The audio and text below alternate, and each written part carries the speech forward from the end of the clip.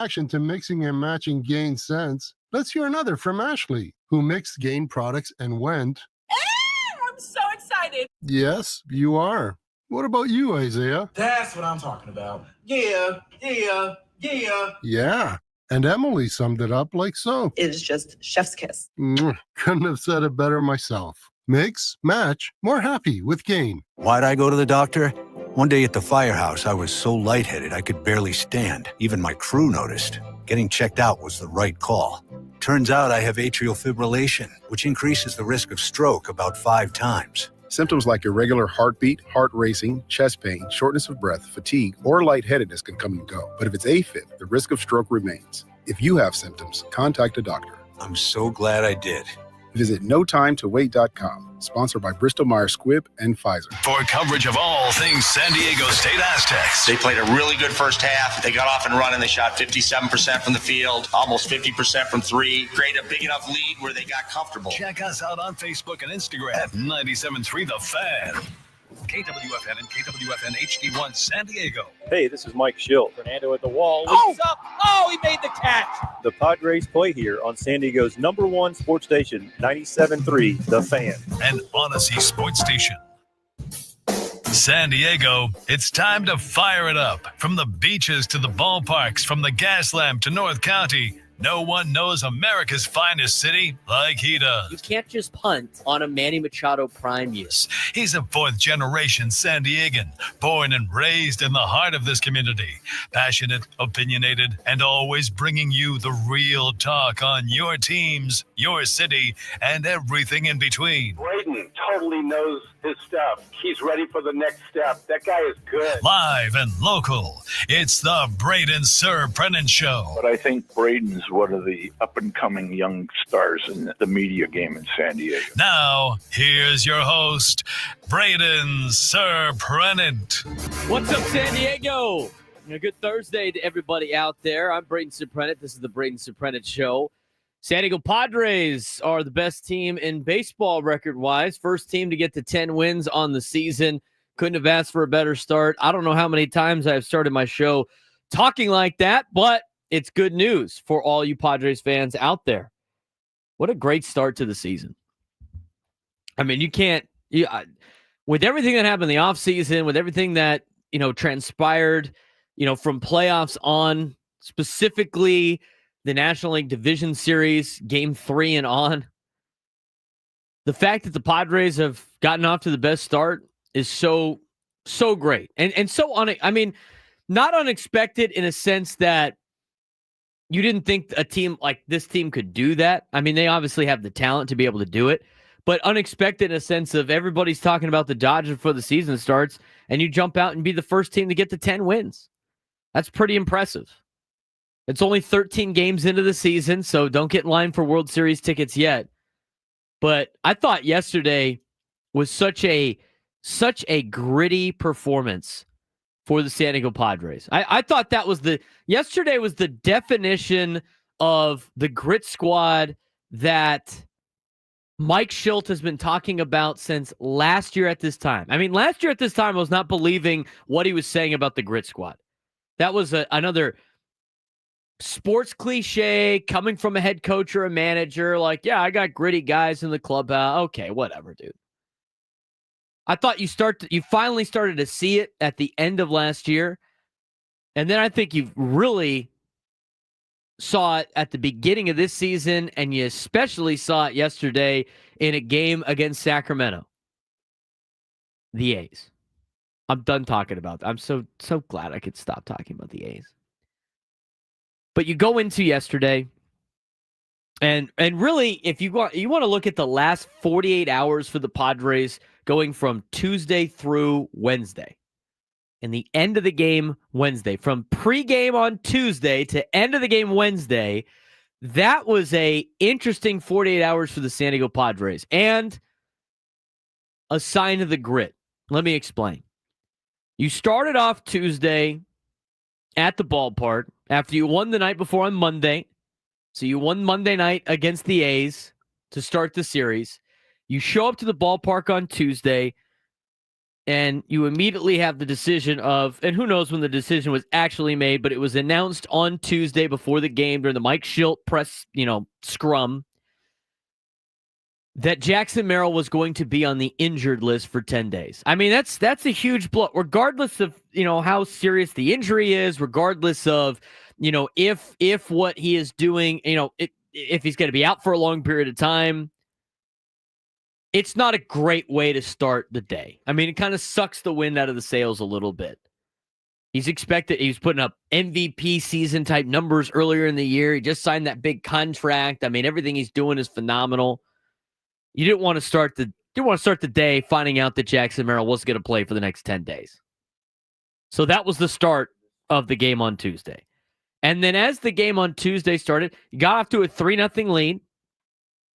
And then your number 2 guy in the rotation, who you brought in really to be your ace when you made the trade, in Dylan Cease, just gets absolutely shelled in the first inning. I mean, shelled. He couldn't find the zone, and when he did find the zone, it was over the heart of the plate. I think those are adjustments that could be made. But he gets shelled in the first inning, all with 2 outs, and the Padres fall behind again in the first. And then later on in the ball game, you lose Jake Cronenworth, who got drilled in the ribs by a fastball on April 6th, and he was having some cramp issues in the game on Tuesday. He goes down after hitting a ground ball to second. So now you're like, okay, well, he left the game, and he's hurt, and we don't have Merrill. We're starting, and Cease is not himself. We're starting to really fall apart right now. And then later, Jason Hayward's out there in right field, and you're going, okay, well, what happened to Fernando? Oh, wait. And then you think back.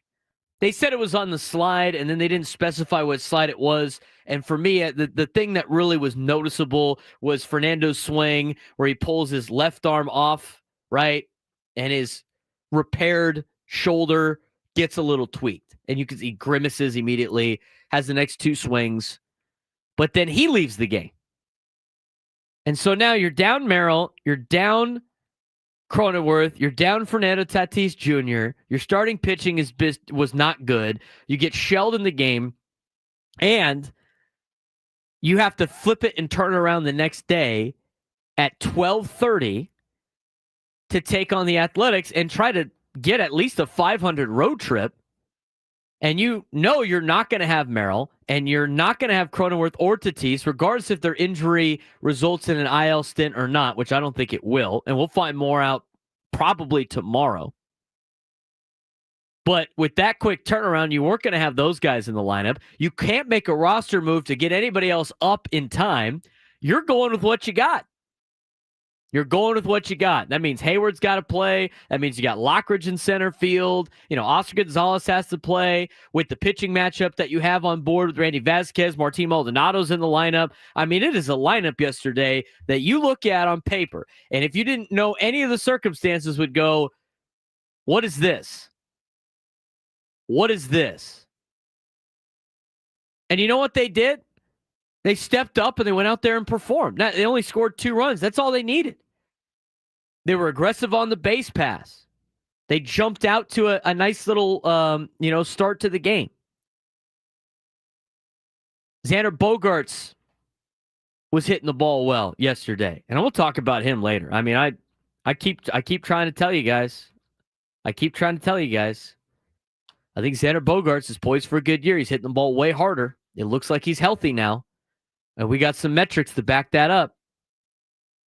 But you just overall look at yesterday's performance, from a box score perspective for the Padres. They probably could have scored a lot more runs. They ended up out-hitting the Athletics 12-2.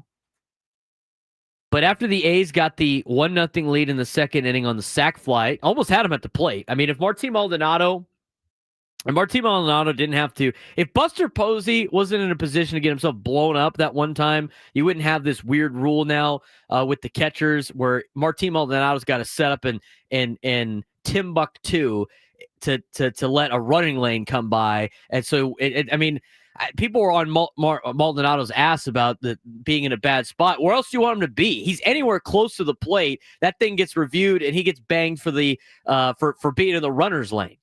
So considering the circumstances, Maldonado was almost able to get the runner at home plate.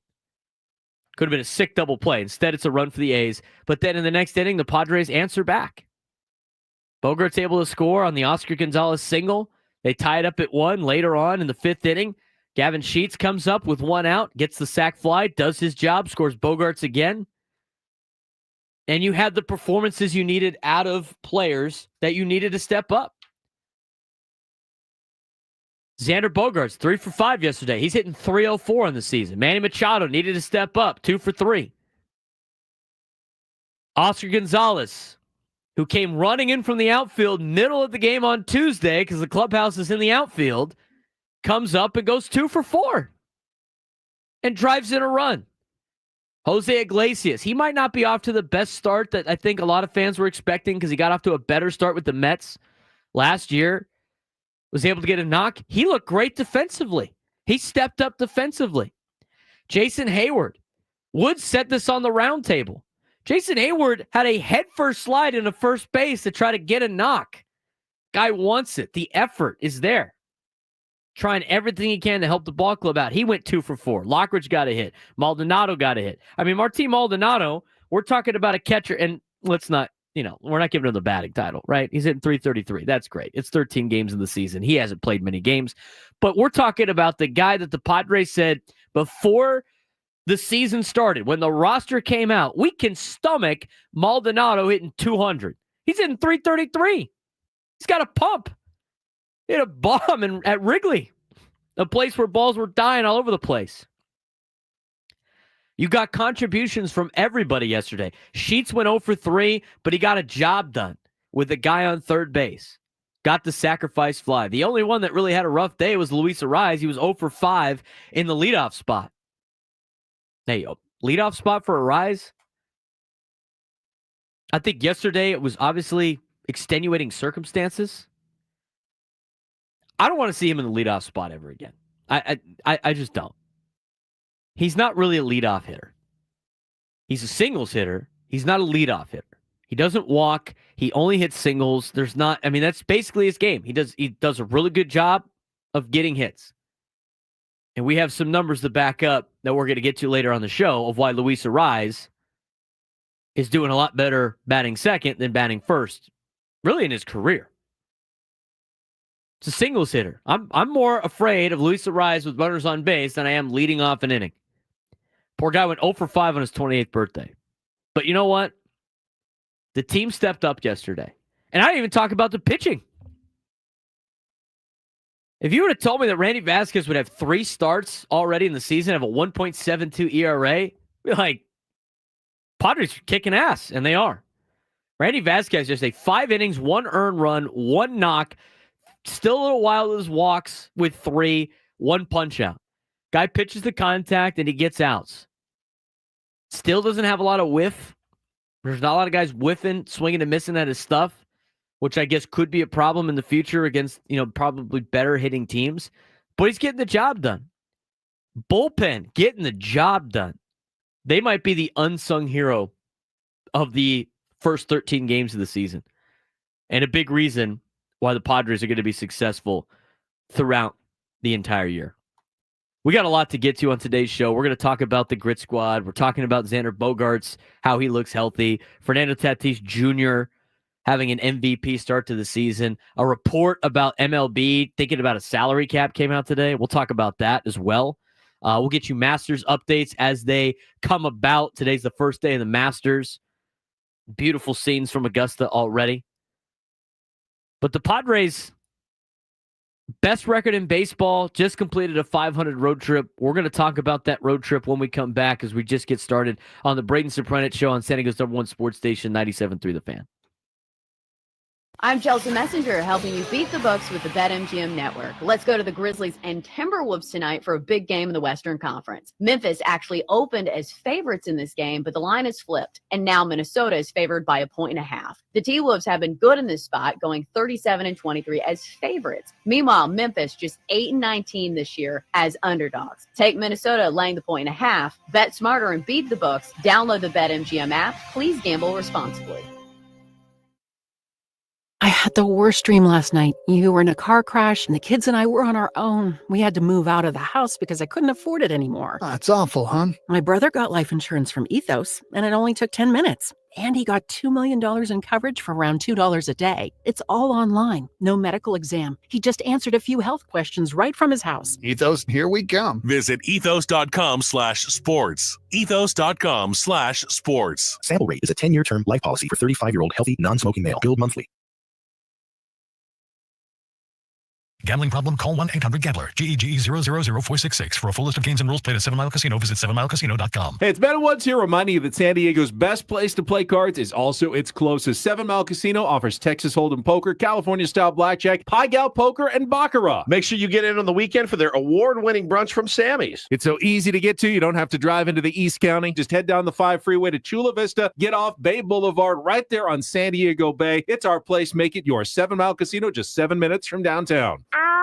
Sweetie, come here. Don't worry. I see a lot of patients with the exact same thing. Ever since the ice skating rink went in next door? Or is it more than Dr. Clark's business is heating up. So many patients need my help. How will I find time to see all of them? They need to hire a scheduler, stat. I need Indeed. Indeed you do. When you sponsor a job on Indeed, it's easier for talented candidates to find it, which makes it easier for you to hire them. Visit Indeed.com/credit and get $75 towards your first sponsored job. Terms and conditions apply.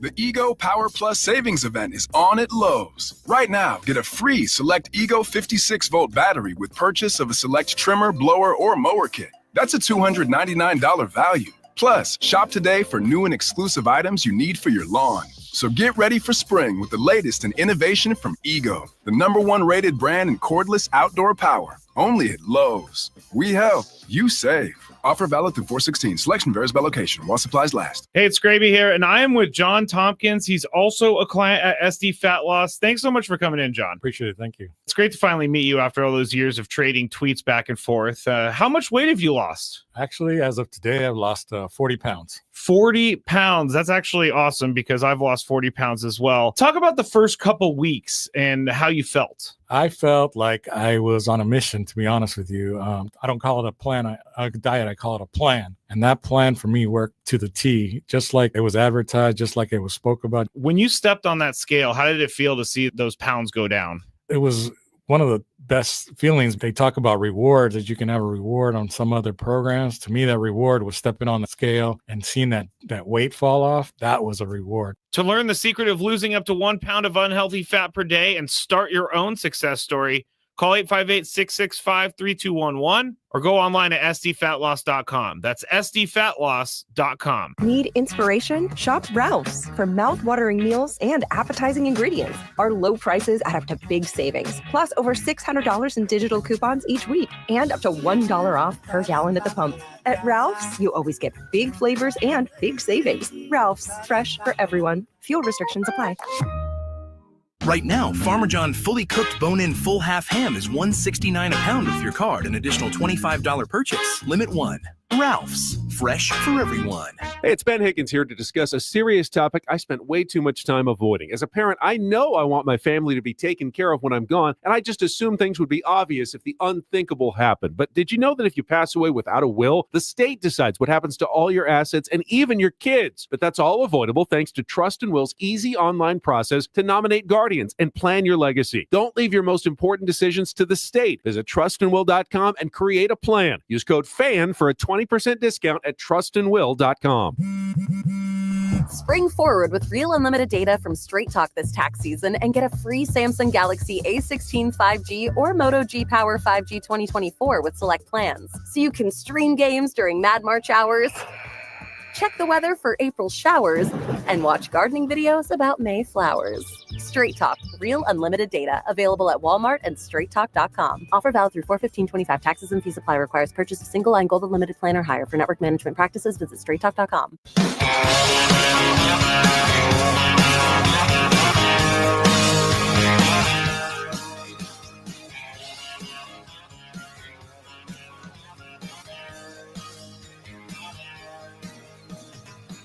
On the Braden Surprenant Show, I want to mention we are giving away tickets today for Monday's Padres game against the Cubs. First 40,000 fans, hang on, had it for a second. First 40,000 fans in attendance will receive a free Padres Aloha shirt. Tickets at padres.com/tickets.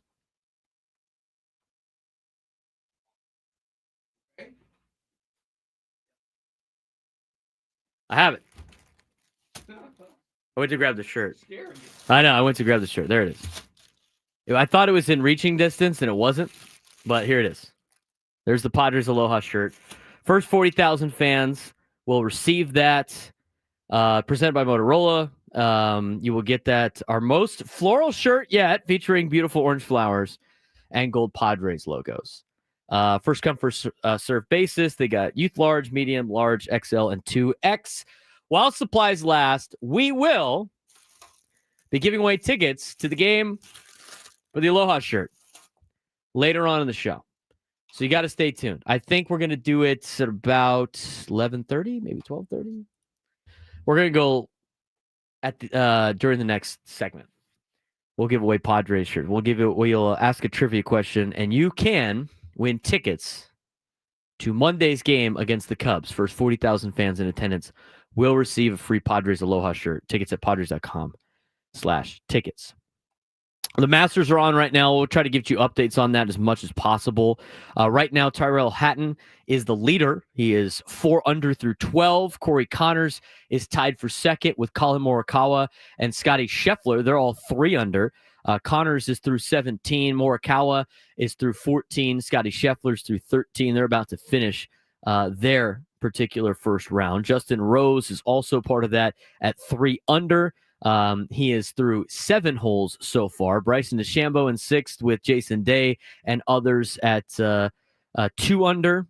And going through some of the lists, if you will, Rory is tied for 12th. He is 1 under right now. Guys like Tony Finau is even. Bubba Watson even.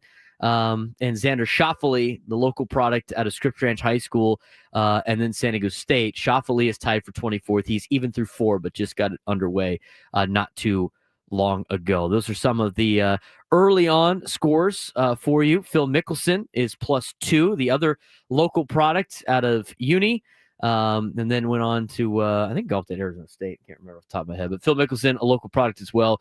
He's 2 over. He's tied for 62nd at the Masters, 2 over through 13. And we'll give you updates on the Masters tournament as they progress. But that's the first round, opening round today. That will continue throughout the weekend.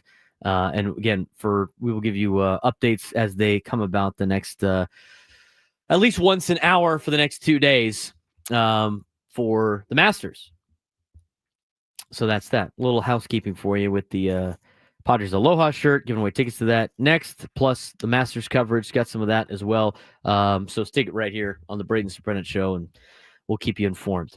We got some other news out there. MLB considering pushing for a salary cap per report. We're going to get to that later on in the show.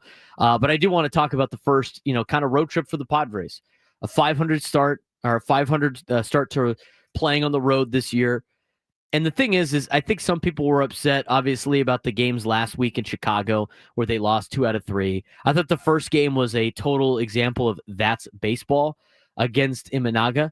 Martin Maldonado hit a home run, but then after that, the Cubs made a lot of great plays defensively to keep the Padres from scoring. Padres didn't do very well with runners in scoring position on the road trip. Chris Ello mentioned it. I think it was hit under 200 with runners in scoring position on the road, but they did hit at home almost 300 with runners in scoring position. So that's obviously a problem. But that being said, the starting pitching wasn't that great in the cold weather in Chicago either. But the way that the Padres were able to overcome the first 2 games and the first inning of Sunday's game against Chicago and salvage a victory out of that shows the capability, or how capable this team is of being a really good baseball team this year. I thought you saw that the first sign of the grit on Sunday with the comeback that they had against Chicago. Another great comeback against the Cubs in the last 2 years. Hopefully that's not the case Monday, Tuesday, Wednesday of next week, where the Padres will take on the Cubs, and you can get an Aloha shirt. But I thought that was great. When you move on to the series in Sacramento, I think with everything that started from Tuesday on, as we mentioned in the last segment, really shows the grit of this team also. They win on Monday without Jackson Merrill, 5-4 victory for the Padres over the A's, and they take care of business. On Tuesday, again, starting pitching went a little awry early on in the contest. Dylan Cease did not have it on Tuesday. I don't know if I'm overly concerned about him yet. If he puts out another outing like the outing on Tuesday, then I think it's time to start thinking about it a little bit. If he does it 3 times, then you obviously have to be concerned. But those are going to happen. I mean, you're going to have bad outings like that. Sometimes you can't find the zone, or sometimes you find too much of the zone. And Dylan Cease found too much of the zone on Tuesday, and then you lose Cronenworth, you lose Tatis. I mean, you go through a rough 24 hours on Tuesday for the Padres, and I think, Padres fans thought the house of cards that the Padres are built on with their lack of depth, as national pundits say, was about to collapse. And then yesterday, they battle back, and with limited resources, all hands on deck, go out there and win 2-1. I think a lot of this could be said about the bullpen and how great the bullpen has been this year. I mean, the bullpen has been utterly fantastic. I mean, you had Robert Suarez yesterday, who looks 100 times better than they did at the end of the season last year. He is now gone, and he is not allowed to hit in six consecutive innings of pitching. He's not allowed to hit. It's the best start. He's starting to mix up some of his pitches, too. Robert Suarez threw 4 changeups at the start of yesterday's 9th inning. Wasn't his best execution with 3-1 against Tyler Soderstrom. But as Kevin Acee mentions in his daily newsletter about the pitch mix and everything like that, and talking with Ruben Niebla had some interesting things to say about it. He said Robert started off last year with heavy fastball mix because it was working. And then once we start seeing a little bit more of challenging innings, then the pitch mix started showing up a little bit more. That was only a natural progression. So I think this year he's taken off where he left off last year. And then some. Emphasis this year in spring training to prepare those pitches for the season more so than any other time. And it brings him the confidence to be able to go out there in game 1 and use it. And he's done that so far this season, mixing up that changeup in his mix. Being able to throw that sinker a little bit more as well, aside of just straight fastballs all the time. But he's been great, but the bullpen in general has been outstanding. So far this year, when you look at the Padres bullpen and you look at the guys that are pitching in the back end, Robert Suarez, 6 innings, no hits, 2 walks, 7 punch-outs. Only just worked the 9th inning. He's got 6 saves on the season. He's a perfect 6 for 6. Jason Adam, 7 1/3 innings pitched, 2 hits allowed, 4 walks, 11 punch-outs. He has inherited 2 runners. He has not allowed any of them to score. He's got 5 holds this season. He's only worked the 7th and 8th inning. Jeremiah Estrada, another guy, 6th, 7th, and 9th innings of work so far this year. He's gone 7 1/3. He has allowed a run, 2 hits, 2 walks, 9 punch-outs. He's got 3 holds. Adrian Morejon has gone 7 1/3 innings. He's only allowed a run on 5 hits, 2 walks, 6 strikeouts. He's inherited 2 runners. He has not allowed any runner to score. 2 holds and a save. You look at the rest of the bullpen, Wandy Peralta, Alec Jacob, Yuki Matsui. They have also done an exceptional job. The Padres so far this year have their bullpen has inherited 15 runners. They have only allowed 3 of them to score. That's really impressive and really remarkable. As a team, they have 12 holds and they have 7 saves. And when you look specifically at just the back end, the 7, 8, 9 guys, which would be Estrada, Adam, and Suarez, when those pitchers pitch, they haven't lost the game all year. You could throw Adrian Morejon in the mix too. When Adrian Morejon has pitched, the Padres are 7-0. When Jeremiah Estrada has pitched, the Padres are 7-0. When Jason Adam has pitched, the Padres are 7-0. When Suarez has pitched, they're 6-0. 4-3 for Peralta, 3-3 for Alec Jacob, 3-2 for Yuki Matsui. I mean, they're not going to be perfect. But the Padres bullpen has the lowest ERA of a 1.65 and the lowest average allowed in a 154 opponent's batting average in the major leagues. Ranks 9th in percentage of inherited runners scored at 27.8%, 5 of 18. That's pretty damn close to being perfect itself. Bullpen's been almost like an unsung hero to the San Diego Padres. Padres had the best start in Major League Baseball and one of the best starts in franchise history, one of the best teams in Major League Baseball, still being able to compete even though the team up north is spending a lot of money. Is that going to be a thing of the past? Is a salary cap coming to Major League Baseball? We'll talk about it next on the Braden Surprenant Show on San Diego's #1 sports station, 97.3 The Fan. Quinn and Chris on the Fan. We will have our post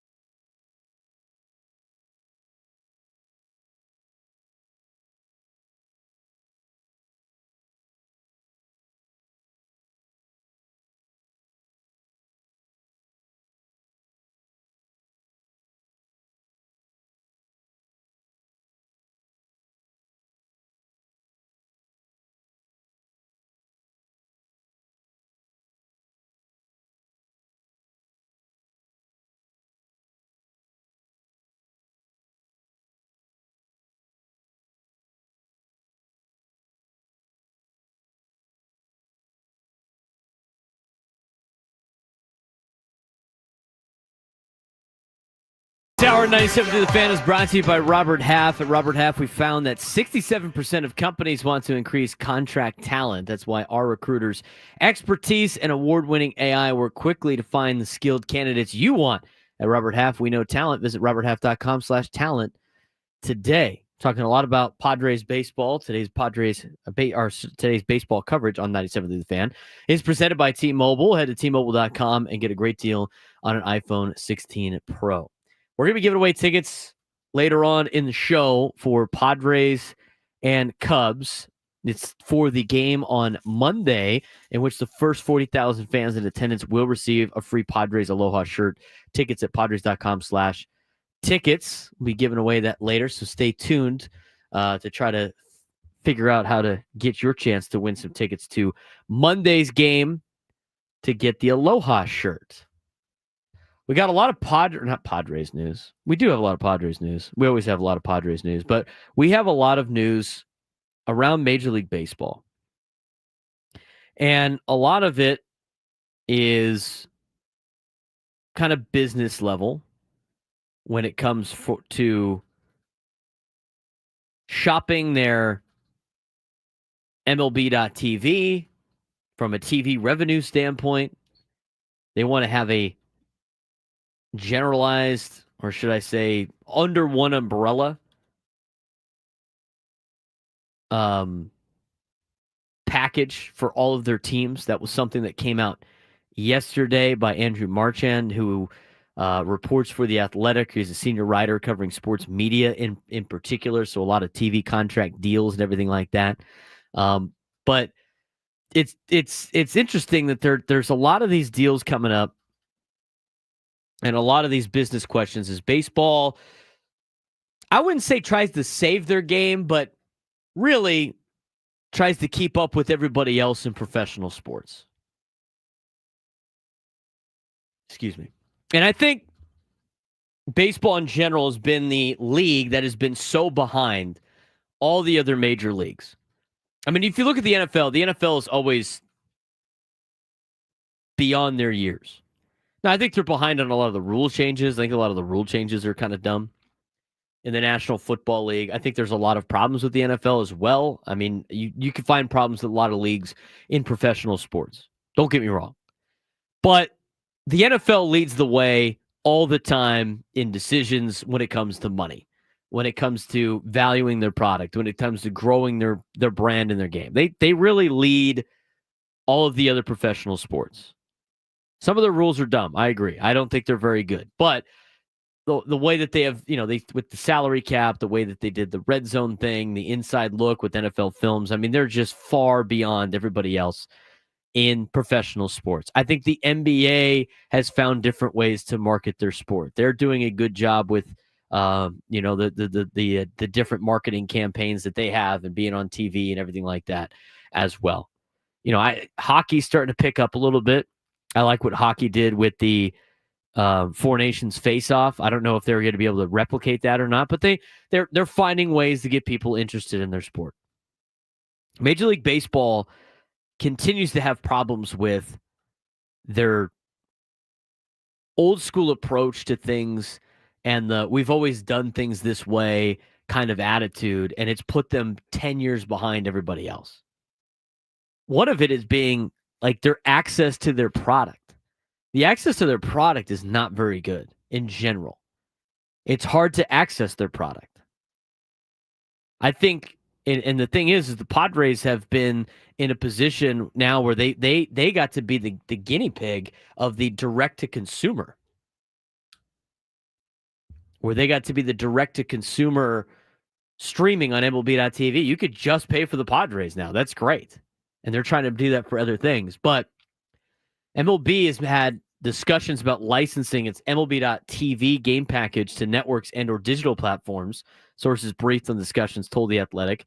It allows for fans to receive all of their favorite teams out-of-market games for $150 per season. MLB.TV has 10 of its in-market teams that range from $99 to $199 per year, following fans without cable access to local games. That's a lot of the things that we have here in San Diego. But what they're trying to do is now they're trying to sell their MLB.TV package in one platform once everybody's TV deals are done in 2028, at least their national ones, and try to grow the brand a little bit, especially since ESPN just dumped the contract that Major League Baseball had with them. They had to pay them like $500 million, which was not something that ESPN wanted to do. ESPN still wants to buy games for Major League Baseball, but the problem was they were spending all this money and they weren't getting any playoff revenue, which is what everybody else wants. And so with expanded playoff revenue potentially, which is something that Major League Baseball wants, expanding the playoffs because every TV network wants those games. The other thing that they're looking at doing is shipping off all of the local games to a different platform as well.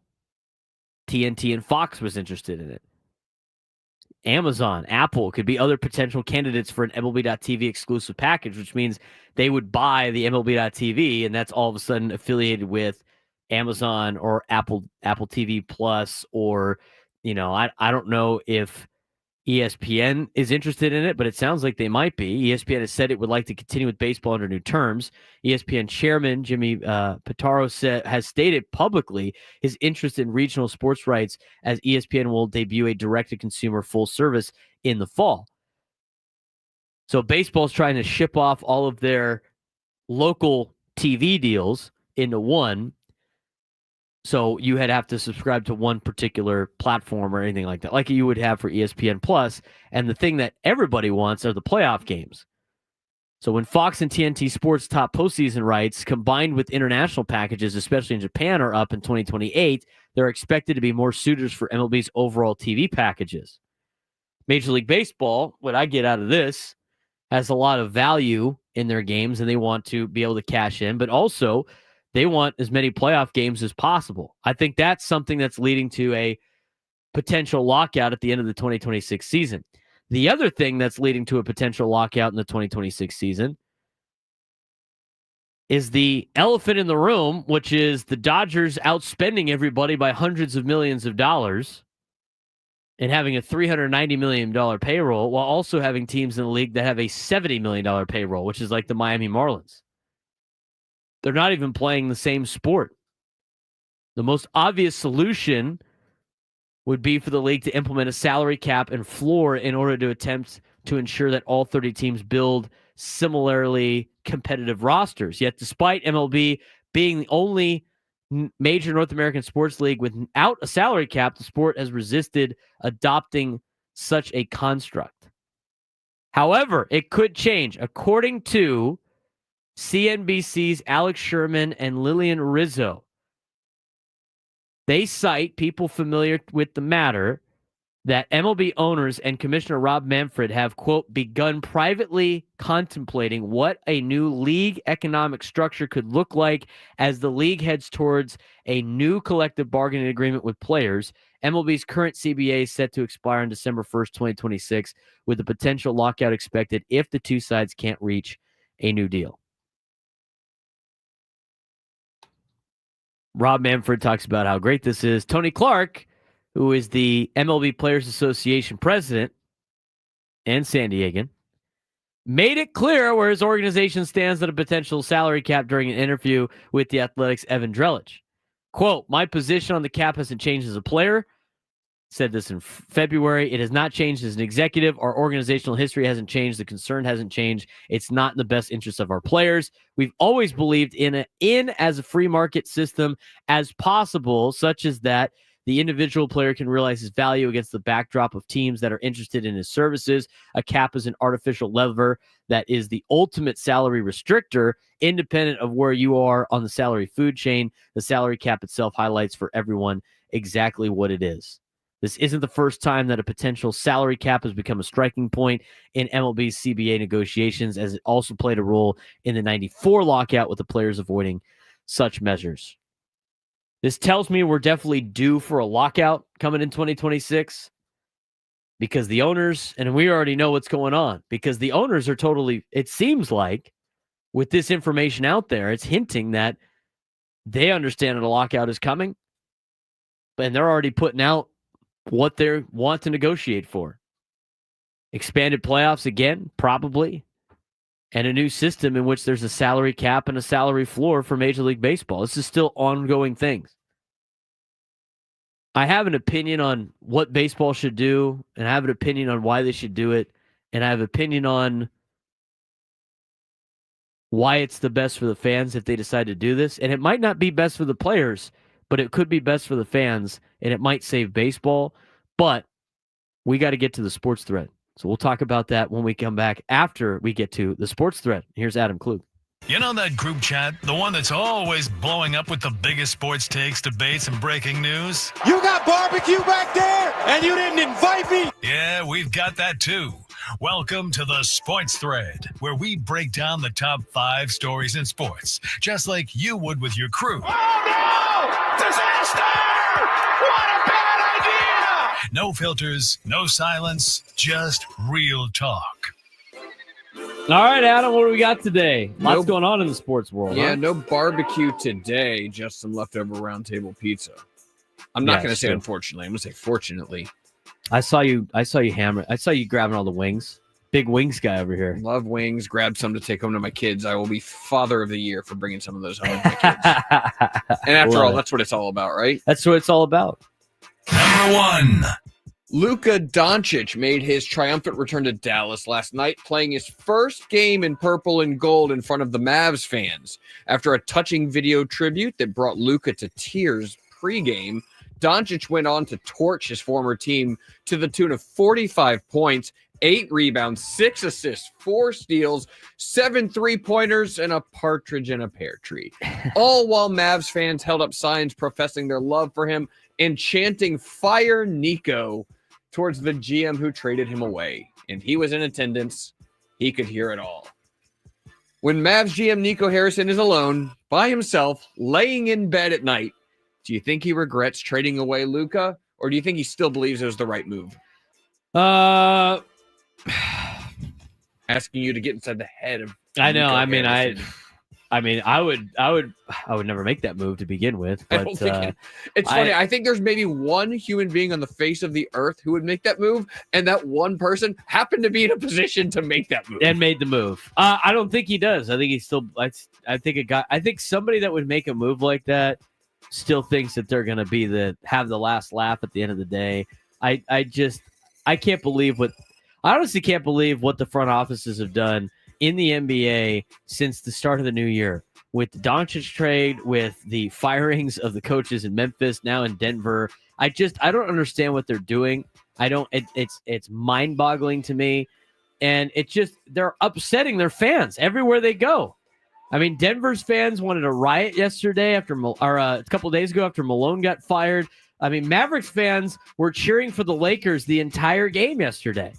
I mean, your whole point of being the general manager is to get people to support your team because they spend money.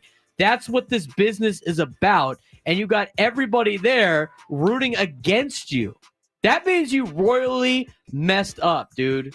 You got Dirk in the building supporting him. Mark Cuban was there supporting him. I mean, they were all there for the Lakers, and it's a Dallas Mavericks home game. Those guys are the fan base is never going to believe in the organization with Nico in charge until they fire that guy. Number 2.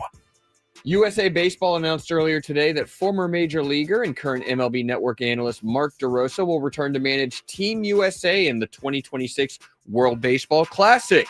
DeRosa guided Team USA to the championship game last time, where they lost to Japan 3-2. An epic final at bat with Shohei on the mound and Mike Trout at the dish while they were still teammates. Are you on board with running it back with Mark DeRosa? Sure. I mean, what is talked about Schilt ball on the roundtable? We got DeRosa ball here. DeRosa ball. I mean, what is he? What do the managers on the World Baseball Classic teams really do? I mean, what do they really do? Is it like, are we going to be as Americans? Are we therefore Team USA fans we got to fire this guy? He's not getting the job done. I mean, it's not like the World soccer. Baseball Classic a success or a failure? Yeah, exactly. Making it that far, I but mean, not it's winning. like a celebrity all-star game. Like, what is he really doing? As long as I like DeRosa. I think he's great. He's funny on the morning show on MLB Network and everything like that. Seems like a cool dude. It seems like he's got good vibes. He's got to keep the vibes up. That's what his job is. Sure, keep him. I don't Vibe check. Vibe check. He passes the vibe check. Number 3. Police were called to the home of Dolphins receiver Tyreek Hill for a domestic dispute yesterday. Actually, I guess it was Monday. The news came out yesterday. After his wife's mother thought her daughter was in danger. The police ultimately left without incident or filing any charges. Hill is no stranger to run-ins with the cops, to say the least, or domestic disputes for that matter. What should the Dolphins do, if anything, with Tyreek Hill after this latest incident? No charges? No charges. Nothing. I mean, I think when you acquire Tyreek Hill that had some baggage already, you know it. I mean, he's just going to be trouble follows him where he goes. To me, I think the Dolphins just have to be kind of used to this. He didn't do anything wrong. I mean, in the court of law and the legalities, he didn't really do anything wrong. I mean, obviously the cops showed up. That's not great, but unless he commits a crime, I don't think the Dolphins need to be involved in certain things. It's from a business legal standpoint. Number 4. The ongoing split in professional golf between the PGA Tour players and the LIV golf players has been an ongoing story for several years since the creation of the LIV Tour. While there's been talk about unifying the two leagues, 8-time major winner Tom Watson said he does not believe the two leagues will unify anytime soon, citing too many obstacles to overcome. Do you agree with Watson? I forgot LIV Golf was going on. Most people did. I forget that it's on. The only time I go like, you don't yeah, it's set right. your DVR on the CW. Is it on the CW? Sometimes we're on KUSI here in San Diego. Sometimes it's on CW. It's like random local television networks. I don't even realize it's on. I don't look for it. The only time I remember is when I start seeing the names at the Masters or the events where they both are allowed to be at, and I go like, oh yeah, that's right. Phil Mickelson is still golfing, but I haven't seen him at an event in months because I forgot because he's with the LIV Tour. So for everything that PGA was worried about with LIV and had to all of a sudden spark this because they're stealing their best golfers, I think a lot of people have forgotten that golf league is even going around.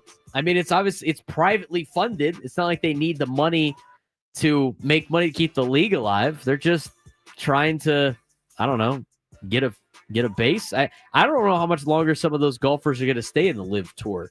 I know they're getting a lot of money. As long as the check's clear. Keep clearing the checks, and after you get enough, you go back to the PGA. They'll let you back. I mean, I forgot about Phil Mickelson and Bryson DeChambeau and some of these golfers. You only see them a couple times a year now.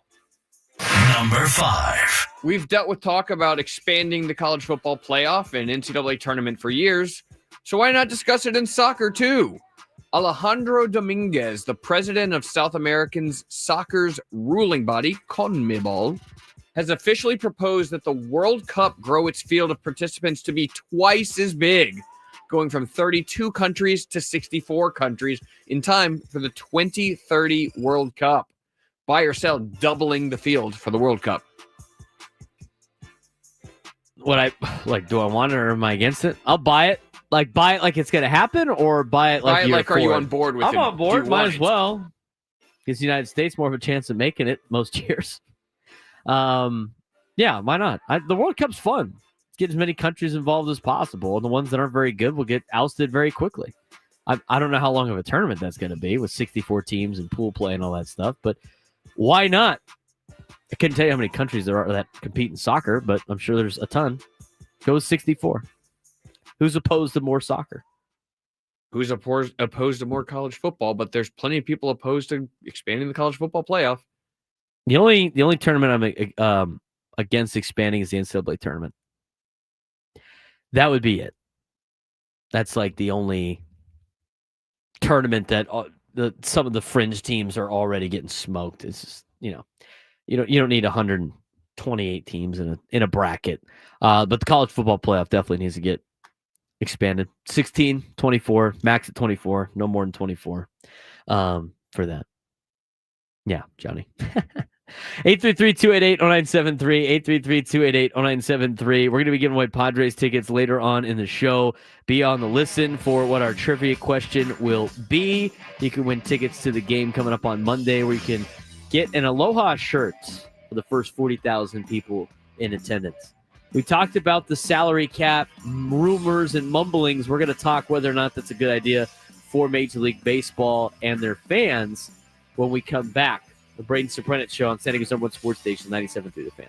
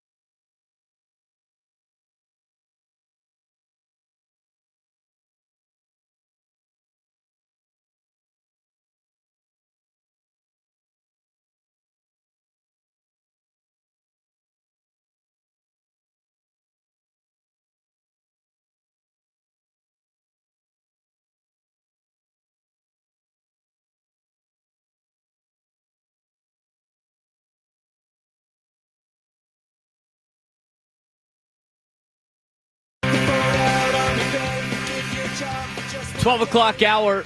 We're going to be giving away Padres tickets a little bit later. Padres and Cubs for Monday. You can win. If you win the tickets, you can get an Aloha shirt.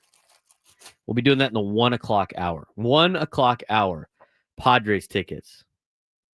Got to stay tuned to listen for the trivia question. And if you answer it correctly, you can win tickets to the Padre game on Monday. We will also have tickets to give away tomorrow.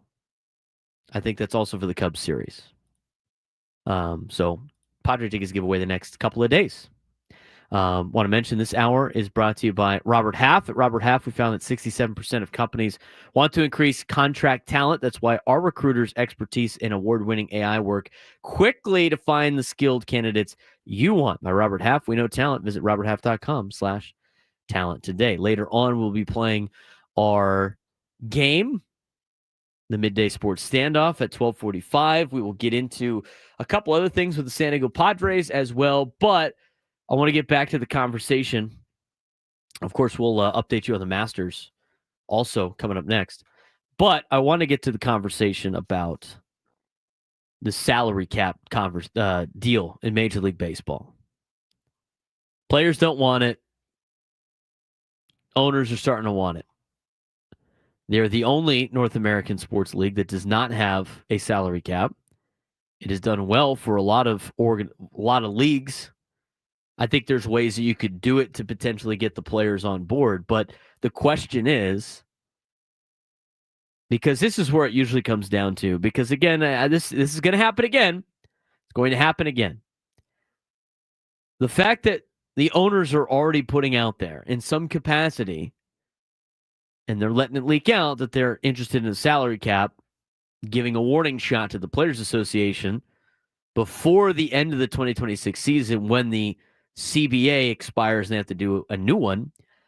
They are already, I wouldn't say comfortable, but relatively ready to go to a lockout.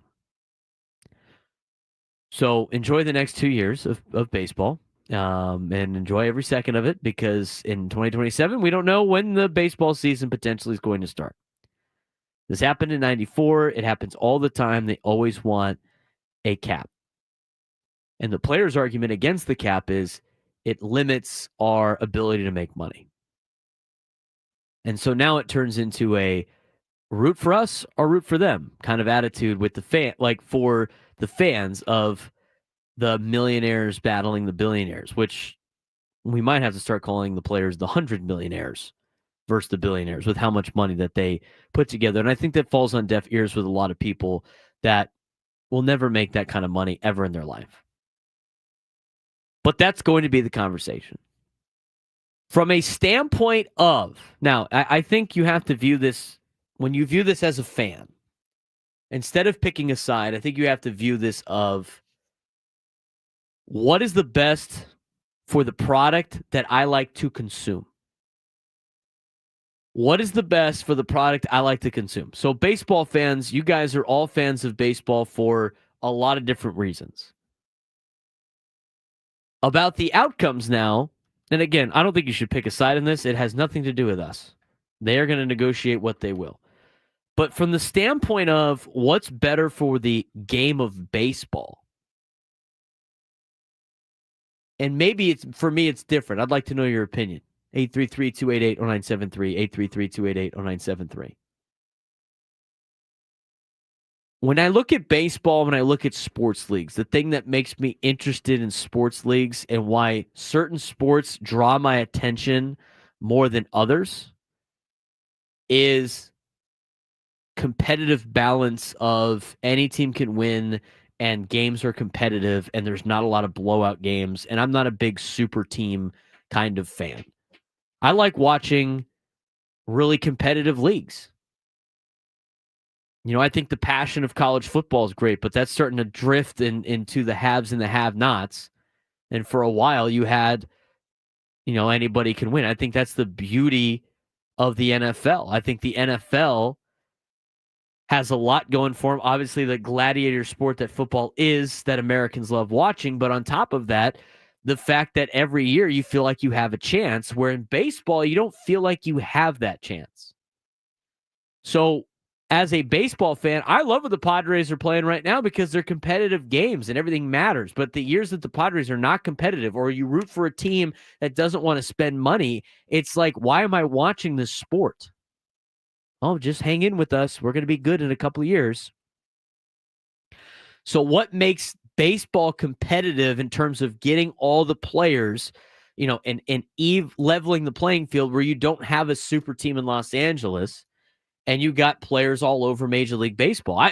I think it's, and the NBA for a while, and their salary cap is great in a sense that, with the max contracts and nobody can sign more than a 6-year deal and everything like that. Even though the players do go pick where they play, which is a separate issue, for a long time in the NBA, everybody had like a big three. You don't have that in Major League Baseball. You have it in some teams, but you don't have it for all teams. Like, who are the big three of the Marlins? Like, when the Marlins come to town, who's on the team that you want to go watch play? Sandy? Alcantara? I mean, that's one. Who do the Marlins have that you want to go see play? So if you spread the wealth around, I think it makes for an entertaining league. Again, professional sports are about entertainment. It's not about the sport. I've said that so many different times. What would make baseball more competitive, in which you have teams coming in with a spread of wealth? It would be a salary cap, and it would also be a salary floor. It would be a range where everybody has to spend the same amount of money on their players. Here's your range. And the thing with the NFL is they update their salary cap every year. They continually add, and add, so players can continually make more and more and more. Now, it's not fully guaranteed contracts in the NFL, so from that perspective, it's not fair to the players. And I think the players of the NFL get a raw deal compared to all the other sports leagues, but they're still getting paid. So you look at salary cap, salary floor, I think that would be great for Major League Baseball in the sense of a competitive standpoint. I think it's great for the strategy. I would love to see, everybody competing at the same level. I'd love to see teams that don't spend money go out there and have to spend money on players. And then all of a sudden it starts spreading everything around. But if you want a competitive league, but you also want the best league for the player, that league doesn't exist. It's either one or the other. If you want a players league, it's not going to be very competitive. You want a really competitive league, it's going to be like the NFL. It might not necessarily benefit the players the most in the long run. But here's the deal. This is a business. Everybody in baseball, and again, I think you should be paid what you are worth getting paid. Everybody in baseball is getting a good deal. In the grand scheme of life, professional baseball players, specifically at the major league level, are getting a pretty good deal. I think most people can agree with that. And so they complain that it hampers how much they can make. We're talking about a number now of money where you're going, how much more do you possibly need? I think that's a fair thing to say with some of the contracts that are handed out. I mean, Jackson Merrill flat out said it. He was like, look, as long as I get paid fairly for what I do, I'm satisfied, because it's going to be more money than I'll ever need. But the argument against having a salary cap and a salary floor for the players is it hampers our ability to make more money, or the most money we could possibly be making. If that's your best argument, it falls on deaf ears. I think a lot of fans aren't going to be on your side on that. And I know the owners make tons of money too. I mean, that's the thing, and that's what kind of started the beginning of this conversation of you can't really pick a side because people in the middle can't relate to either one of you.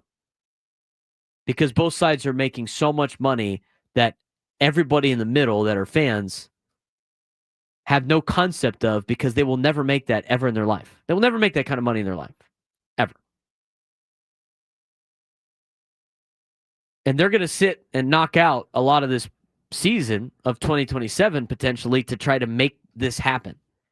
I think it's the best for baseball in terms of a competitive standpoint. I mean, how much do they need, really? I think you can say the same thing about the owners, obviously, but in everybody, it's business. So it's a free market. But it works in the NFL. It works in the NBA. I don't know what the salary cap concepts are in the NHL, but there's caps everywhere to keep leagues competitive. I think college should have that. Keep it competitive. And the only thing holding it back right now is we don't want to sign to that because that's going to make sure, that's going to prevent guys like Vlad Guerrero Jr. from making $500 million. I don't know, man. I think it would behove baseball to be able to have a salary cap and a salary floor. It doesn't have to be strict like the NFL. I mean, there's other ways they could do it. But I think this might be the first time, with the way that the Dodgers spent money and the future of baseball. The thing is if you don't eventually put something like this in, are you going to continue to get the TV revenue that you expect to get? Are you going to continue to get the money that supports the league? Because this is all supported by fans that watch and consume the product. If the sport is not competitive and you continue to have years, and this is the first year of the Dodgers having this, loaded payroll. If you continue to go down this road and the same team wins every single year because they can outspend everybody, how much more interest are you going to have in the sport as a fan? Which means how much money are you willing to spend on this particular sport if it's not entertaining to you or it doesn't excite you? That's why the ownerships are trying to get out in front of this as much as they can, because they know this is going to trend in a very bad direction. And then all of a sudden, nobody's making money. I'm all in favor of a salary cap in baseball. I'm all in favor of salary floor. I think everybody in the other leagues get a fair share. I think NFL players get a kind of raw end of the deal because they're not fully guaranteed contracts, but baseball players get fully guaranteed contracts over long periods of time. And you got guys, I mean, there's some players like Anthony Rendon that are raking in some serious cash right now and not even playing. I mean, those are the type of players that you're also talking about right now. Like, salary cap is preventing that guy from making more money. It falls on deaf ears for the fans. But I think from a competitive standpoint, I think baseball would become even more popular than it currently is if they had a salary cap and a salary floor.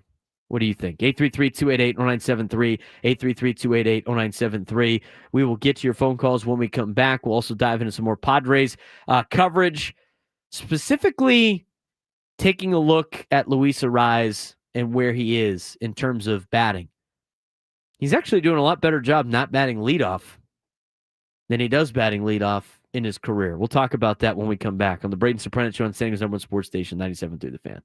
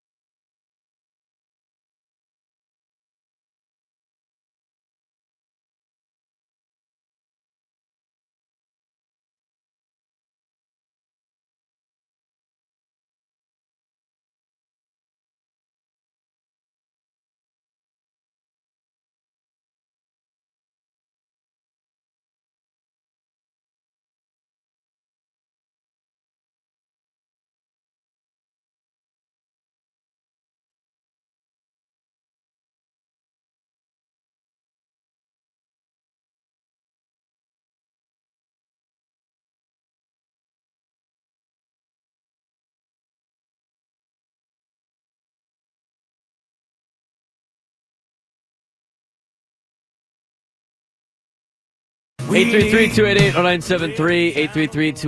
833-288-0973.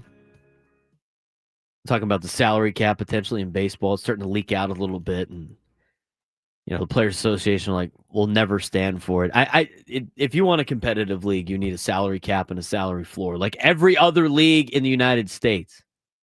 It's what gives people hope in the city of Green Bay, Wisconsin, with a city the size of El Cajon, California, to be competitive every single year in the National Football League, despite their market, compared to the Pittsburgh Pirates in Pittsburgh, who literally every single season seemed like they got zero hope to even compete. It's the only league in the United States that doesn't have a salary cap. Every other league's got a salary cap, and they're doing just fine. And the players are doing just fine. But if you want to make baseball competitive, if you want to grow the game, the owners are trying to get this salary cap together. There needs to be some compromise with the players, obviously, with a salary floor, and they got to try to sweeten the deal, man, to try to break through on the players' union. But the best deal in sports in terms of contracts, aside from college athletes right now, are the best deal in sports. Being able to have all the perks of being an amateur and all the perks of being a professional, and being able to go wherever you want, whenever you want, and everybody's on a one-year deal. Baseball players got a pretty good deal. Fully guaranteed contracts, everything like that. 833-288-0973, 833-288-0973. Start the show off. Let's go down to Arturo in San Diego. Arturo, what's going on, man? What's going on, Braden? Long-time listener. Long time. You hear me? I got you, man. What do you got? I appreciate that. Yeah. I just want to know the salary cap. I'm all with you, all your points that it's going to make it competitive, make it really more competitive, of course, especially, like the Dodgers and in the past, like Steinbrenner with the Yankees, and it's definitely more competitive. I got an idea. All those points that you mentioned, why don't they make something kind of like what the draft? It's the team that, has the worst record gets a bigger cap, or they could do like a threshold as far as, how much money they could spend. If they have a very good season, then they don't have that much money to spend. I don't know if that's a great idea, but, something kind of like the draft, that gets the first pick for how much money they could spend. I don't know. That's something that they could. It's not a bad idea, Arturo. Appreciate the phone call, man. I mean, try to, do it via draft to try to set ceilings a little bit higher for certain teams and everything like that. But, I just think it's hard to try to make it happen in that particular sense. I like where your head's at, though, because, again, you're trying to accommodate for the players of making enough money and everything. And, there's probably a lot of cases and details in there that the players know, obviously, about why a salary cap would be bad. But in general, I mean, a salary cap is bad for the players in the sense of it prohibits them from having this $500 million contract get sent out, because then it hampers it hampers a good team to be competitive because they spent all their money on one player. That's another thing. I mean, these guys want to be able to get all the money they possibly can and also be competitive with their team, but you would eliminate these kind of superstar teams. I mean, if the Los Angeles Dodgers gave Ohtani a bunch of money and then he got hurt and he couldn't pitch like he did last year, and all of a sudden they needed some answers in the pitch, they had to give up something somewhere else. There's holes somewhere else. So again, it levels the playing field. But the biggest argument I get all the time back, why the players never do, it's like, well, it prevents our ability to make more money. They're already making a lot of money. How much is enough? I guess there's no such thing as how much is enough in the grand scheme of things. 833-288-0973, 833-288-0973. Let's go to Jamie in San Ysidro. Jamie, what's going on, man? Hey, Braden, how's it going? I'm doing well.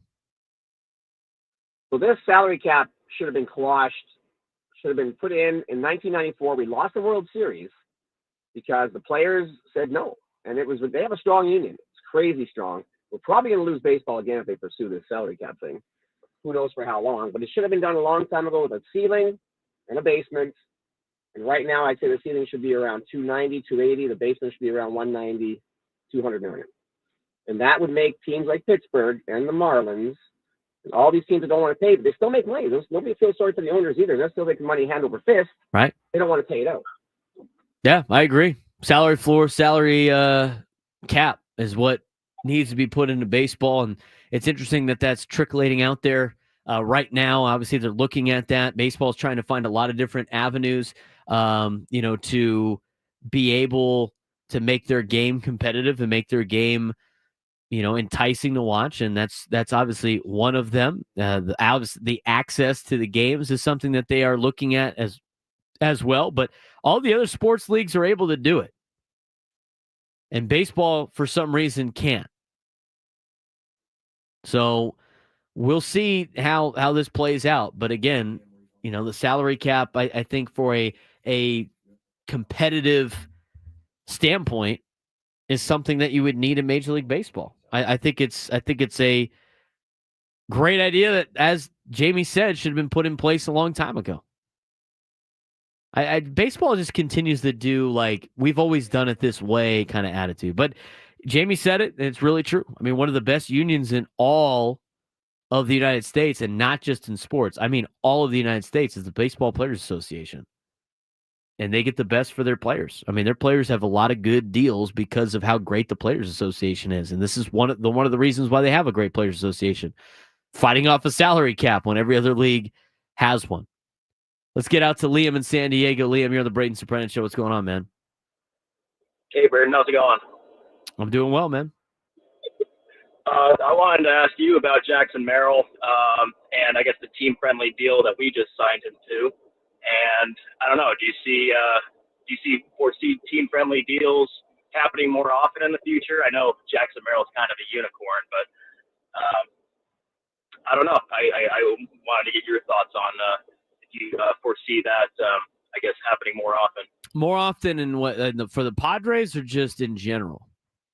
Just in general, players, that aren't necessarily chasing that $500 million contract, but more so the championship. That's an interesting question, Liam. I think Jackson Merrill is kind of a unicorn in that sense, and then but reality is, and here's the deal with that particular contract, right? What Jackson Merrill said after the contract makes it sound, he's a very competitive guy. So I don't think you're going to see a lot of players like him that are going to take less to make his team competitive. Now, that being said, the trend of team-friendly contracts is starting to play out right now with a lot of teams in Major League Baseball. We saw the Braves sign a lot of those deals. We have seen the Padres make that deal now with Jackson Merrill. The Tatis deal is going to turn into one of those deals here in the near future with how good he has been able to play. I mean, think about it this.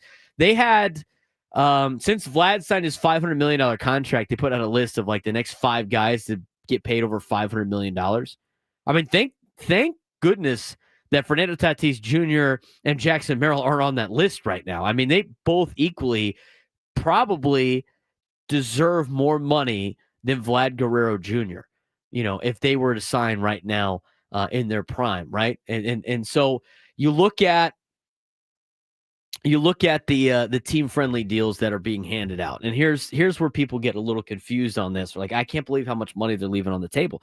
The reality is they're all good deals for the players too when they are signed. They are all great deals for the players when they are signed, because these teams offer these players, before they're established in Major League Baseball, offers that they cannot refuse. You look at the Braves, right? Everybody criticizes, Ozzie Albies and Ronald Acuna Jr. for leaving so much money on the table, but it's a risk. I mean, Acuna's already been hurt twice. I mean, if Acuna didn't sign that deal with the Braves, I mean, how much would he really be getting with the amount of times he's been hurt? Right? I mean, there are offers that you can't refuse. They buy you out of arbitration years. They buy you out of, the league minimum years. Like Jackson Merrill is supposed to make like $700,000, $800,000 next year. He will gladly take a couple $1 million instead of $800,000. or when his contract is, really hitting the toll of like 20 million. That's way better than the 800,000. If you wait to try to get that big deal, you're going to go through 3 years of that and then another 3 years of arbitration before you even hit free agency. And then you'll get your payday if you continue to play at the level that you're currently playing at. It worked out for some players like Juan Soto when they bet on themselves. I think it probably could have worked out for Jackson Merrill. But if you get hurt or, something, God forbid, anything happens to you during that time, you get nothing. You don't get like, well, he was, expected to make that. So you could still be. It's not how it works. So a lot of these team-friendly deals, yes, they are very team-friendly, but they are also beneficial to the player because, again, money is worth more today than it is tomorrow. But also, they are offers that you can't leave on the table.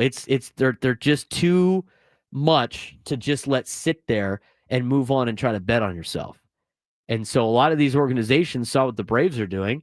You saw Arizona do it with Corbin Carroll. You saw Milwaukee do it with Jackson Chourio. I don't remember if Jackson Holiday signed one or not, but Jackson Merrill is on that train now. And if I'm the Padres, I'm finding out ways to do it with DeVries and Salas as soon as I can.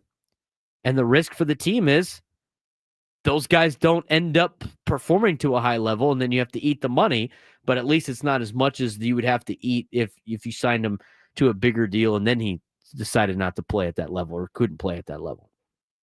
Very interesting topic of conversation.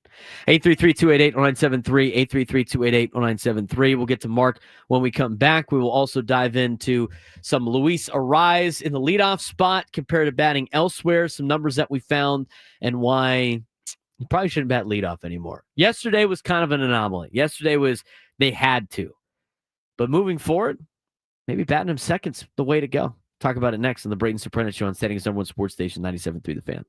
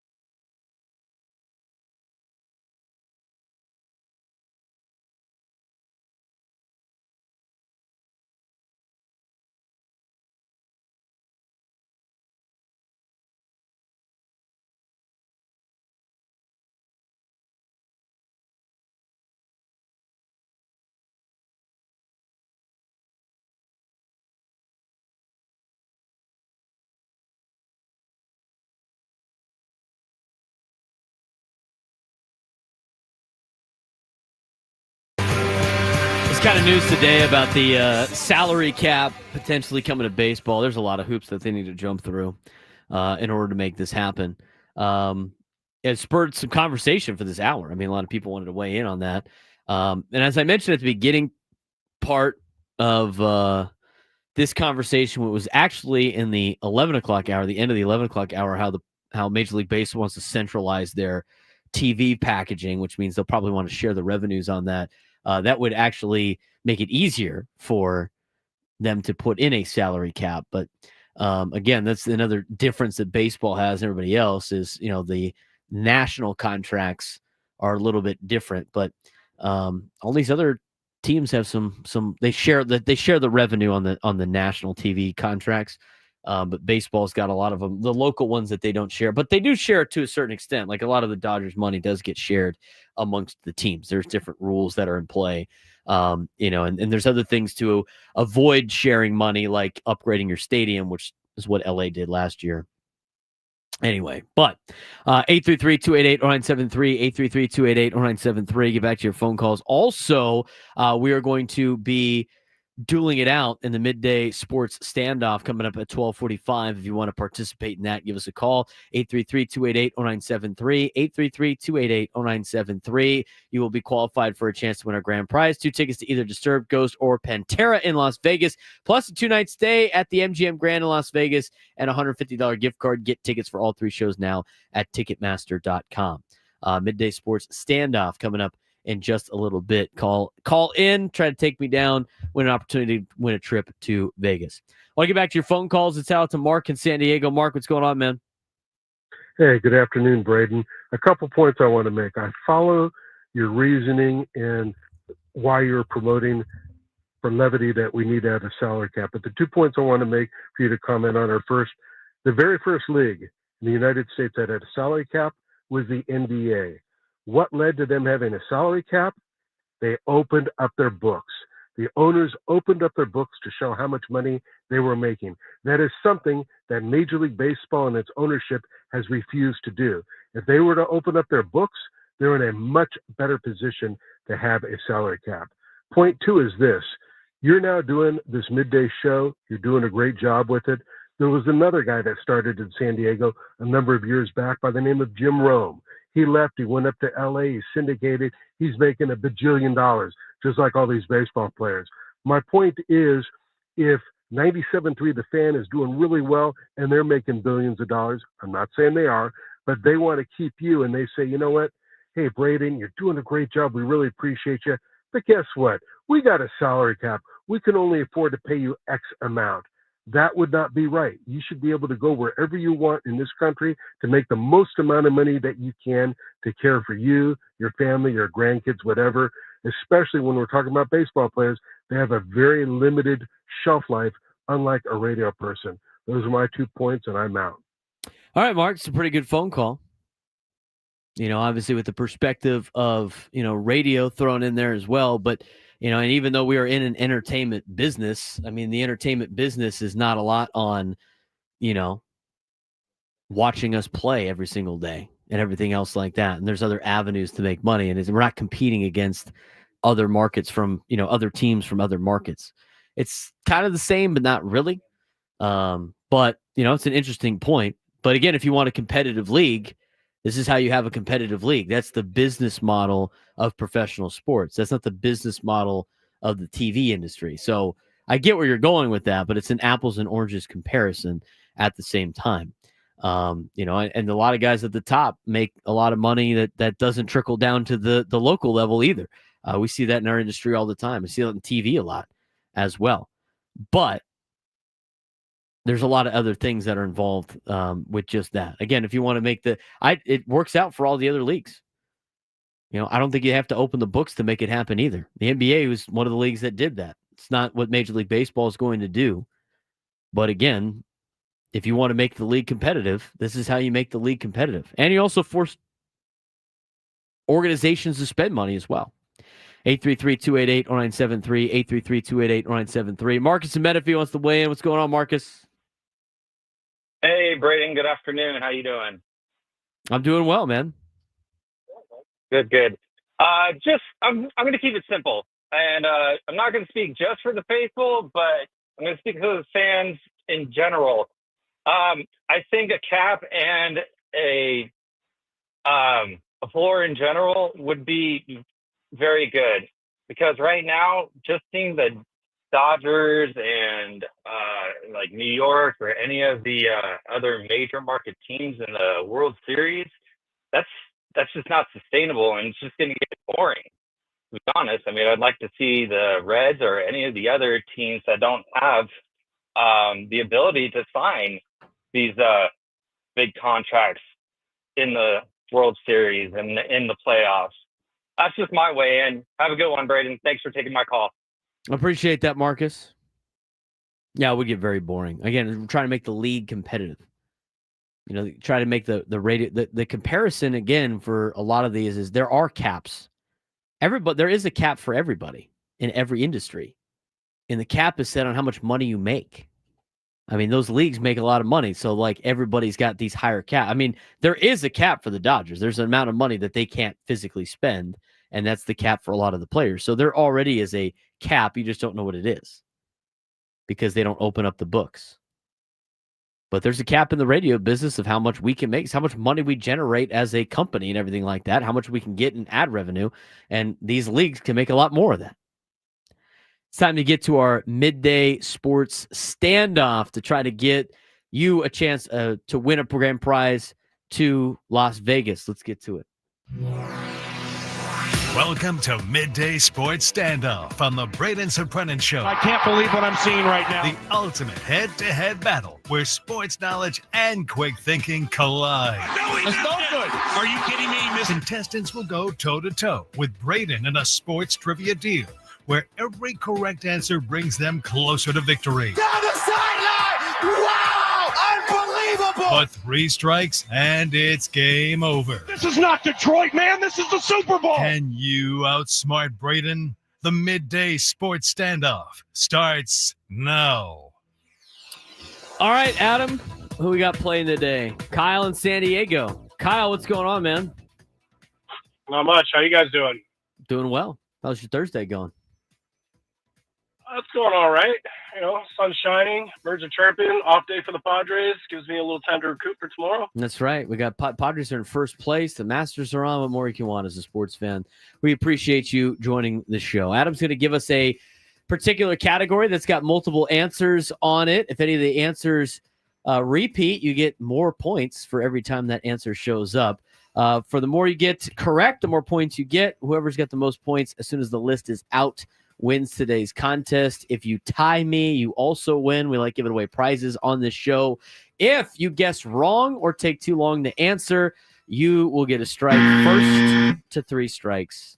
If you get to 3 strikes before the end of the list, you are eliminated from the competition. Does that sound fair? Sounds fair. All right. Sounds like we're good to go. Braden mentioned that the Masters are on. They got underway earlier today.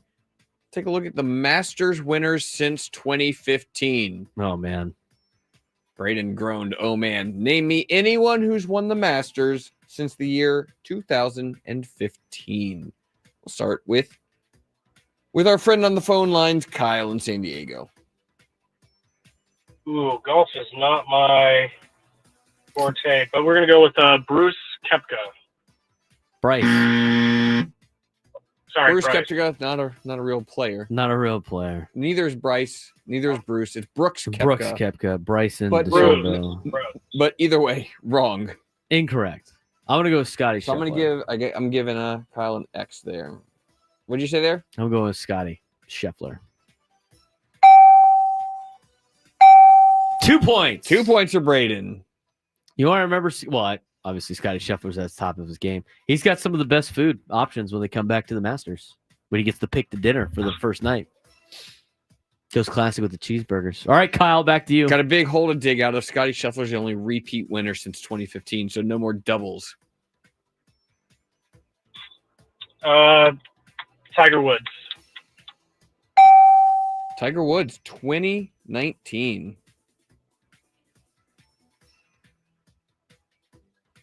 Did Colin or Kyle win? Colin Morikawa? Are you asking me or are you registering again? I'm asking in my head, but Colin Morikawa.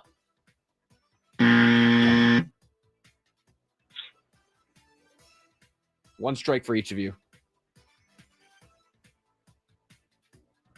You going to me now? Yes, it is. Sorry, Yep. It goes back and forth. Got it. I'm gonna only know him because he's a fellow Spaniard. I'm gonna go with John Rahm. John Rahm is the answer we'll go with. Rob. Sorry. 2023. 2 years ago. 2 Tied years 2-2 with one strike each. So Scheffler won in last year. Scheffler's won 2 of the last 3 with John Rahm sandwiched in between. Okay. And then Tiger won 19. So we're looking for 2020. Well, that was the fall one, right? They did one in the fall for 2020. Yeah, COVID, they moved it, right? Yeah, they moved it. So they had 2020, 2021, and 2022 is what we're looking for. No, 2020 and 2021. As well as 2015 through 2018. Oh, and 2015 to 2018. Did Phil win during that time? Phil Mickelson? I have no idea. I don't pay. The thing is once they win, I don't even remember what years they win. Kyle got a chance to jump out to the lead here. Oh, Dustin. What's his last name? Dustin Johnson. Dustin Johnson, DJ, 2020. Yeah. The aforementioned Nice. 2020 Masters. Braden, you need this one to stay alive. All right. I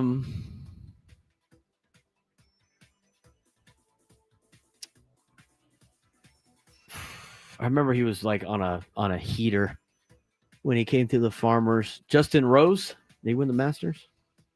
No.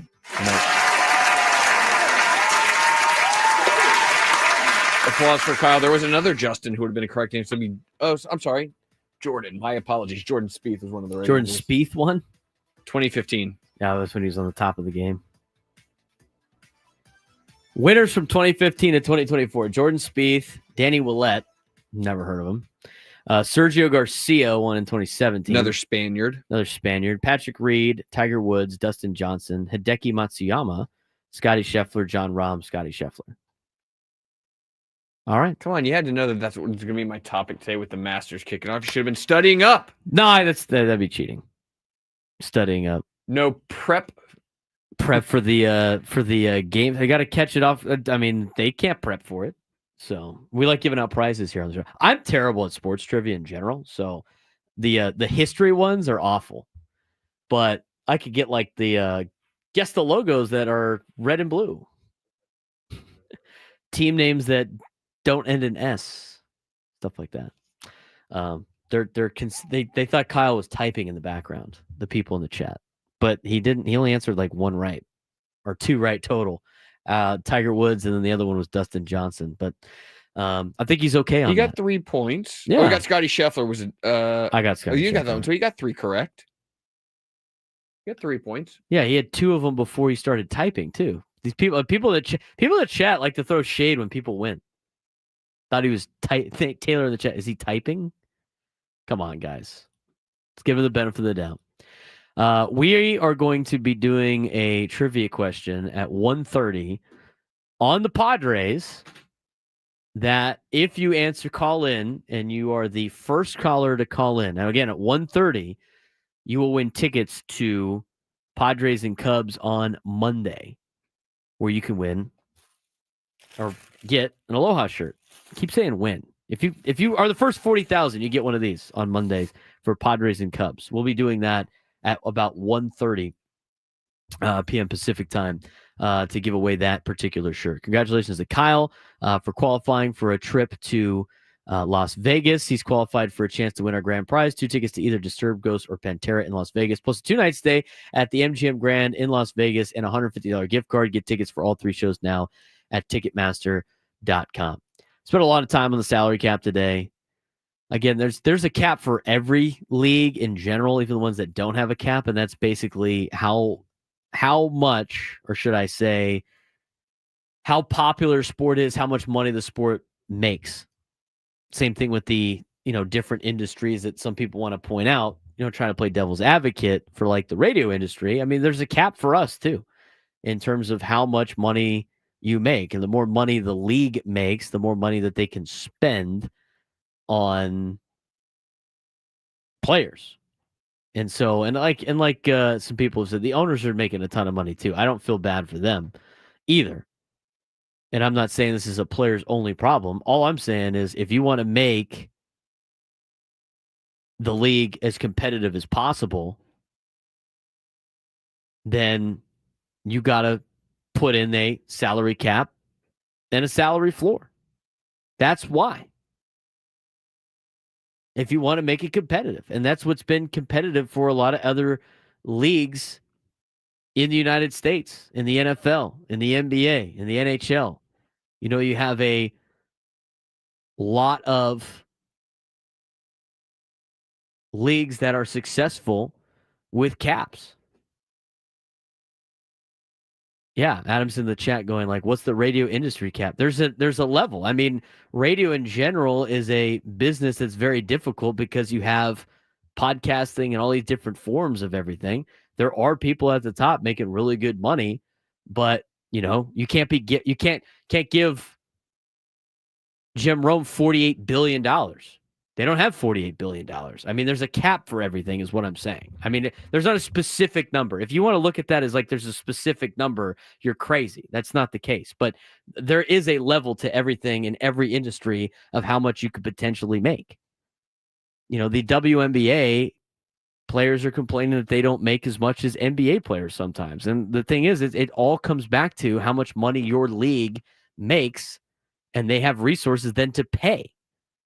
So, yeah, there is a cap on how much you can make in every industry. But why is baseball the only one that's allowed to not have a salary cap compared to every other league in the United States? Again, if you don't want to make the league competitive and you just want the players to get paid a ton of money, like that's fine. But then I don't want to hear anybody complain about how loaded the Dodgers are. That's the league that you want. That's the league that you're signing up for. And I said that at the beginning of this entire conversation. I said, look, if you want the most competitive league, it's not going to be the most beneficial league in terms of the salaries of all the players in Major League Baseball. It's just not. So as a fan, do you want all the players to make a bunch of money? If that's the case, you just like are happy with them just making money and you have a good time at the game, that's great. I don't want to hear you complain about how great teams are and how it's not fair. Here's how you make it fair is the salary cap and a salary floor.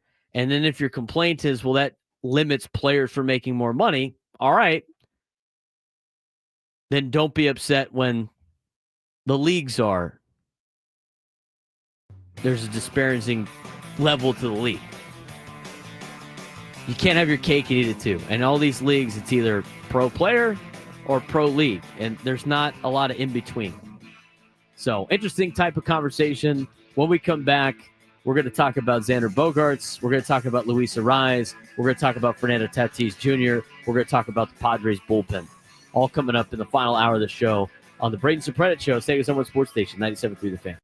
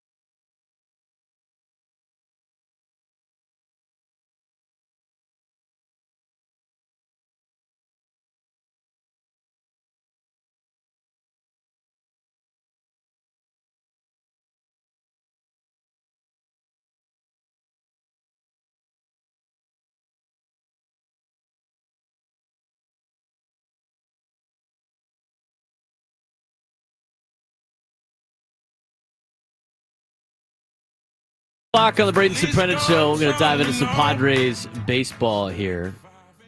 And later on at 1:35, we'll be giving away tickets to Monday's Padres game against the Cubs. First 40,000 fans in attendance will receive a free Padres Aloha shirt. Tickets at padres.com/tickets. We'll have a trivia question for you at 1:30. Stay tuned for it, and we'll get to it. We do want to talk about a lot of things going on with the Padres. Obviously, they just completed a 500 road trip. I think when you hear that, a lot of people go like, oh, should have been better. I think anytime that you have a road trip of 500 or better, it's a successful road trip.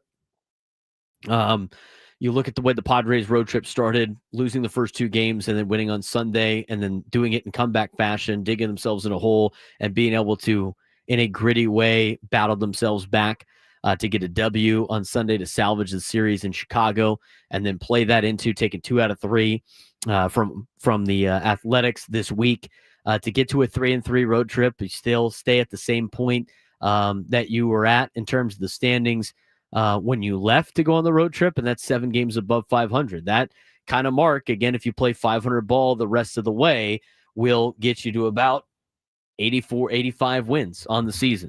The Padres play 500 ball the rest of the season, they'll be at 85 wins. I don't know if that's enough to make the playoffs in 2025, but they're in a really good spot to start the year with their 7-0 start that they got off to, and then, again, sticking with it during the first road trip. I thought you saw the grit squad for the first time on this road trip. I thought you saw it on Sunday. I thought you saw it again on Wednesday, or should I say yesterday, for the Padres when they didn't have everybody available yesterday in the lineup. The guys that were the bench piece players, some of those veterans stepped up and got the job done when they needed to.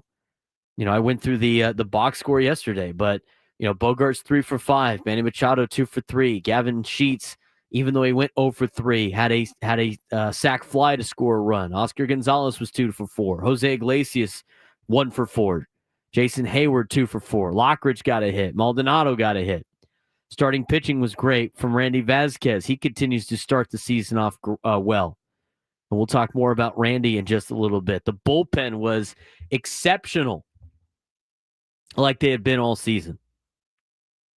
So the Padres are the first team to 10 wins in Major League Baseball. They have the best record in baseball and have now completed a 500 road trip as they get you ready for the Rockies for 3, Friday, Saturday, Sunday, and then the Chicago Cubs Monday, Tuesday, Wednesday of next week before they hit the road again. That's the next upcoming 6 games for the San Diego Padres. Starting tomorrow. So off day today. It's going to be another off day on a Thursday. There's only 8 more Thursday games for the Padres this season. But you got to love the way they're at, where they're at right now on the year at 10-3. 833-288-0973, 833-288-0973. Let's get out to Justin and Alpine before we talk about Xander Bogaerts. Justin, what's going on, man?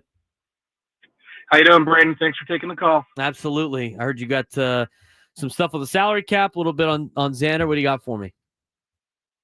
Well, on the cap, just the one point I gotta say, you're right. In terms of league parity, if you got a floor and a cap, you're going to have turnover in the playoffs and turnover in the standings. But the one reason why baseball is the greatest sport, in my opinion, is because you have guys like Kirby Puckett who are legends in Minnesota. And every team's got one, right? Al Kaline in Detroit. Pick your team. These guys would not be able to stay on their team for their entire length of their career if we had a salary cap. My biggest issue with the NBA salary cap and the NFL salary cap is the turnover. Players who are still performing, who earned the contracts they're getting, needing to be traded as salary cap casualties. And I love the fact that somebody could have a 20-year career with the same team in baseball. And I don't know if I'd be willing to trade parity for that bonus as a love of the game standpoint. That's just me, though. That's an interesting point. Yeah, that might be just you. I mean, I'd rather see the Padres be able to have a chance to win every single year than just have a player that's been on the team for 20-something years. But it's a cool thing that baseball has. I don't necessarily think that would all go away. I just think, for certain organizations, maybe it might be worth a little bit more for a player to go somewhere else to get a little bit more money. But I think some of those stars that you will see will stay with a lot of their clubs. But some of those role guys that stay very long time on their organization obviously would be bouncing around a lot. So definitely a good point on that. What did you have for on the Padres? So regarding Xander, first off, in Ruben we trust. I love the pitching. Every single year, you get these guys that come up that exceed expectations, even if it's just for a short period of time until the league figures them out. And if we just keep turning over that 4th and 5th spot, it's not ideal. But I still believe that Ruben can crack somebody in for 5, 6, 7 starts a year and turn out a good, opening start. When it comes to Xander, I love the fact that he's hitting. He's obviously healthier than he's been his entire time as a Padre. And we got to be honest, all of the hate on Xander is because we offered him more years and more money per year than anyone else was, because we missed on Trey Turner. We missed on Aaron Judge. We wanted to make a big splash, and we got the biggest name that's out there. But he is actually, as a 30-year-old free agent, 31 last year, 32 this year, exceeding expectations. Statistically, you can expect guys in their 30s to be playing just below their career averages, and that's what he's been doing. If you look at his, go on Baseball Reference, look at his 162 average, right? The time he was with us, with the exception of last season when he was playing through a wrist injury, he's actually been playing significantly just below his career averages in terms of batting average, on base. He's actually running more. He's exceeding his steals. And, from his time in Boston.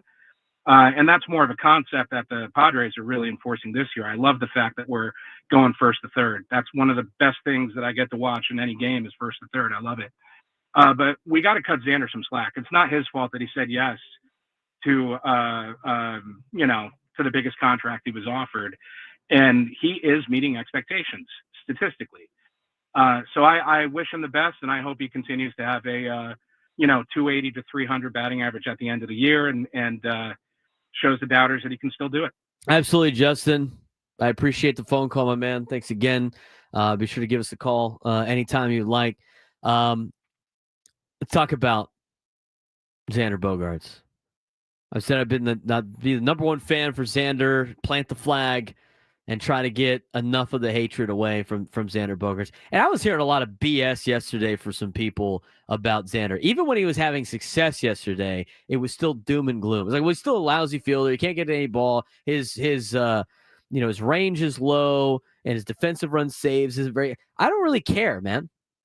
I don't care. If you want to build your team based on defense, go on MLB The Show and build your team based on defense if that's what you want. I need guys in the lineup that can hit. And right now, Xander's doing a great job. His whiff percentage is in the 86th percentile. He's got that very low right now. His squared up percentage is in the 86th percentile. He's got that, really high at this point in time. His expected batting average is incredibly high. His batting run value is high. Base running value is high. He's not striking out as much. He's not chasing as much. And his hard hit percentage has gone down a little bit, but he has still been hitting the ball incredibly hard. I look at a lot of his, different metrics that are put up on Baseball Savant. And the ball that he hit against the Braves is in the top 8% of Major League Baseball on his max exit velo, on the fastball that he destroyed.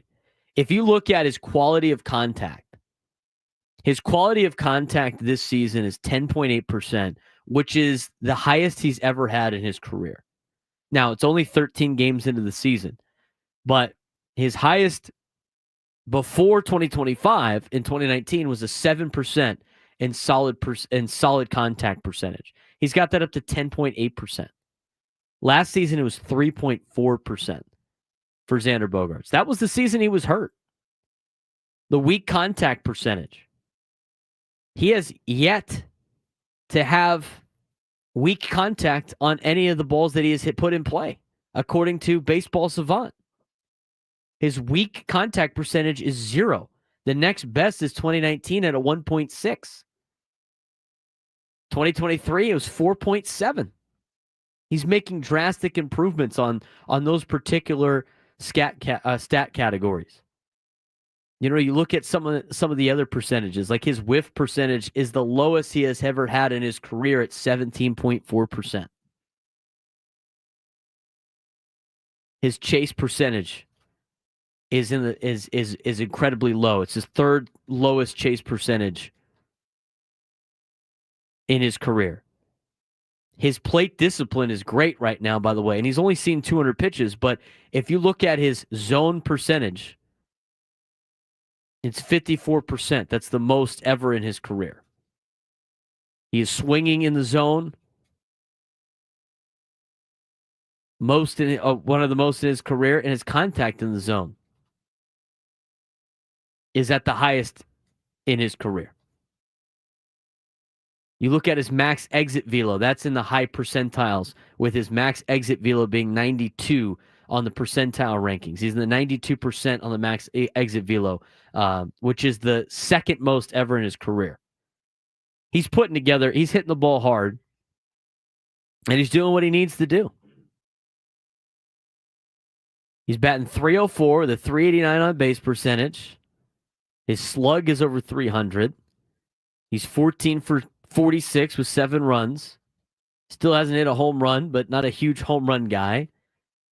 He's been a great player for the Padres. I'm not saying defense isn't important, but if I'm going to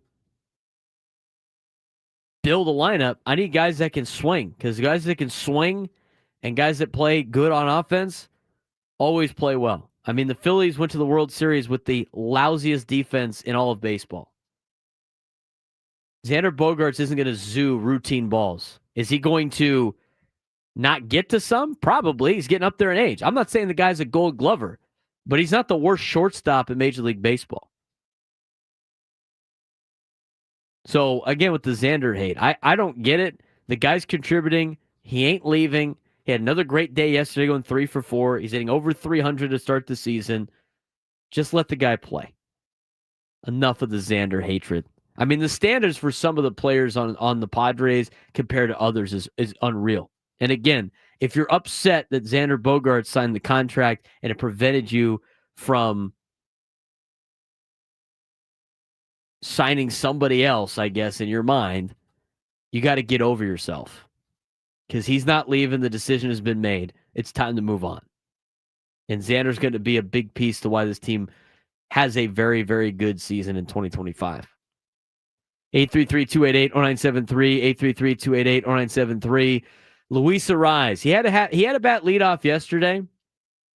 I don't see him batting leadoff much more than that. It's more than just him going 0 for 5 yesterday. We'll take a look at some of his inside numbers and why he hits a lot better with runners on base than he does when he has to lead off a game. Braden Surprenant Show on San Diego's #1 sports station, 97.3 The Fan.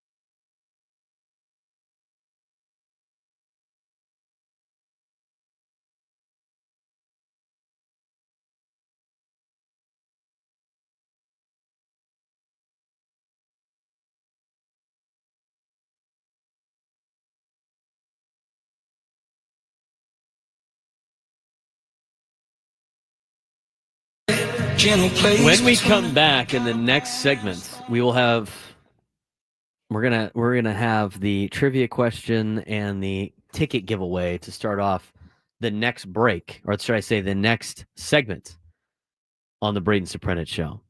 Padres trivia question. If you answer it correctly, and the first to call in and answer it correctly, you will win tickets to Padres and Cubs coming up on Monday, where you can, if you show up with the first 40,000, an Aloha shirt is the giveaway for Monday.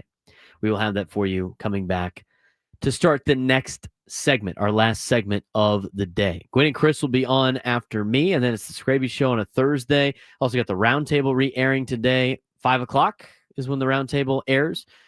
We had some great discussions today on the Roundtable, as always. Tony Gwynn Jr. was a part of the Roundtable today as well, so that was great to see him a part of it with us. It was fun to hang out with Tony today. Gave us some insight on Sutter Health Park and what it was like for the players and everybody involved up there in Sacramento. We also got the look at Wrigley Field, how cold it was up there, and some great insight from Tony as always on the Roundtable. We wanted to talk a little bit about Luis Arraez. Now, yesterday he had to hit in the leadoff spot for extenuating circumstances. Obviously, not a lot of players, available yesterday. He ended up going 0 for 5. And you look at Luis Arraez's numbers in general when batting in the leadoff spot compared to batting everywhere else. And, for a player like Luis Arraez and being a singles hitter who doesn't walk a lot, he's not one of the best, at least in my opinion, a player that should be, batting leadoff. You think singles hitter, guy gets on base, like you want him batting leadoff. But the reality is he actually does better when he doesn't bat leadoff. And it's especially in the driving and runs and getting extra base hits in the slugging category. You can look at some of his numbers on Baseball Reference, and then you can look at some of the advanced numbers that they have on Fangraphs.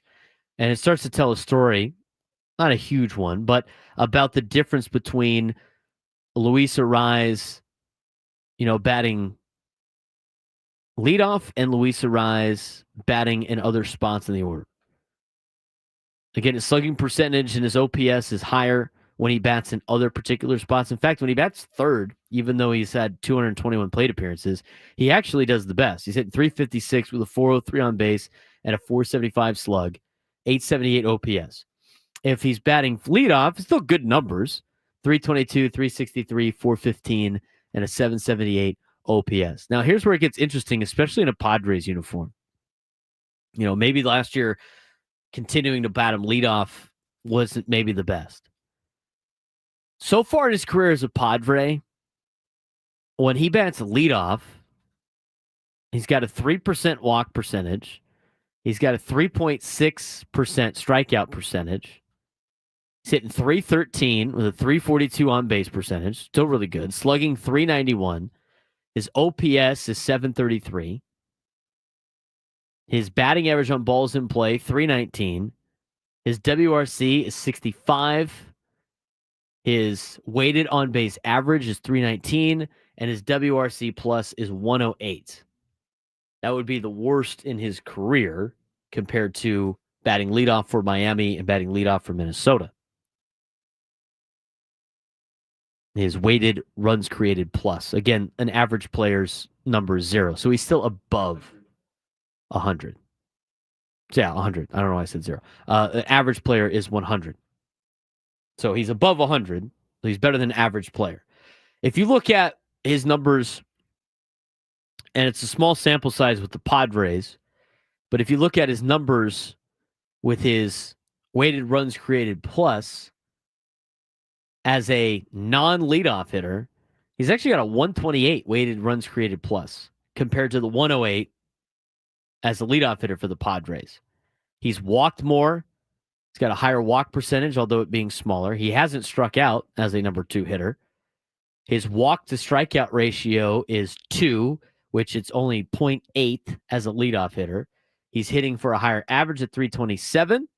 small upgrade. His on-base percentage is 357. His slugging is 442, which is higher than his slugging as a leadoff guy.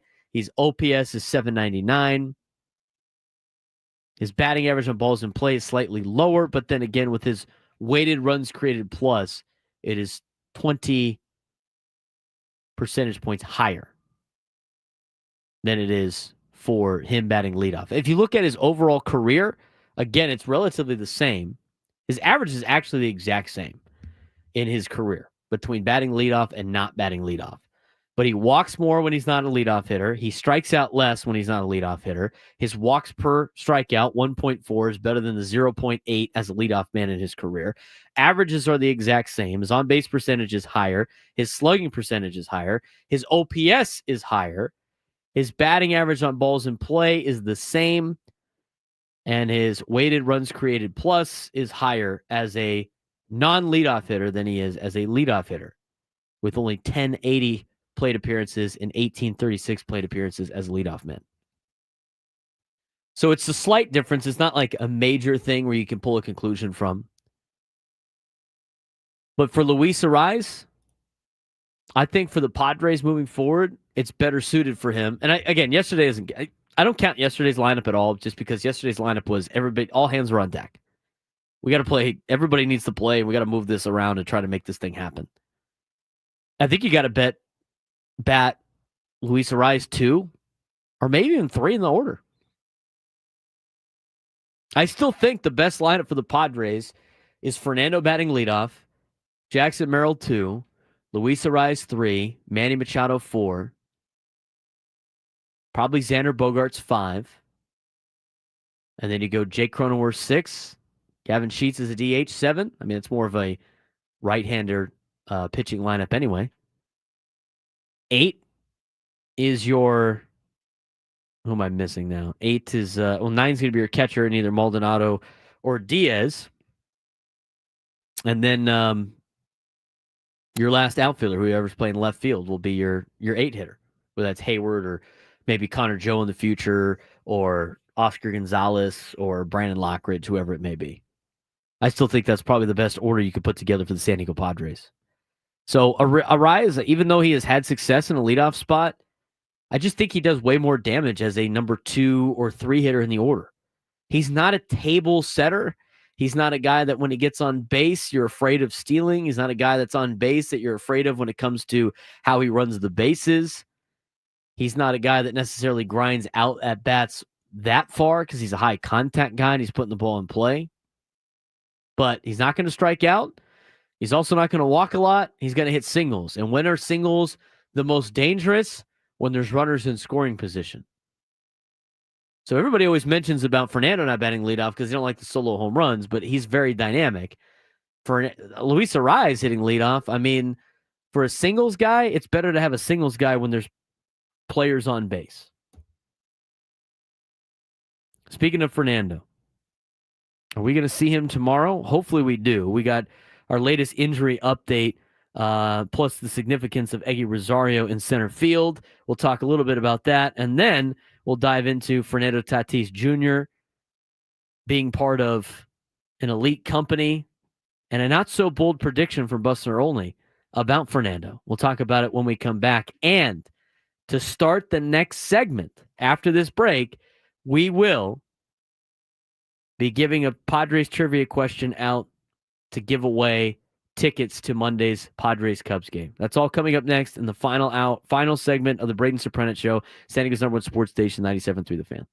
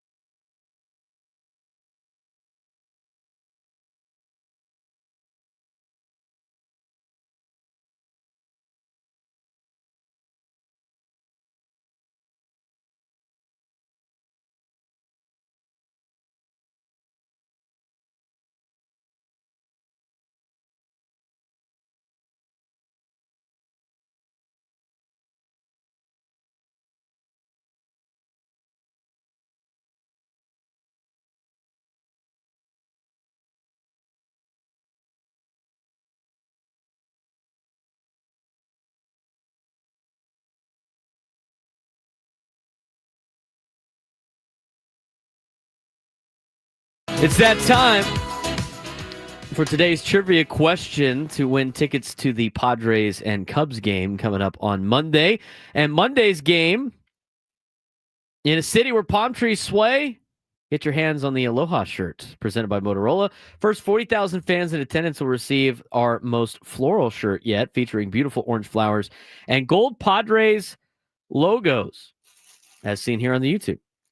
Shirts will be distributed on a first-come, first-served basis with first pitch set for 6:40 p.m. Pacific time. Gates are open to the public 90 minutes prior, so arrive early to secure your giveaway item.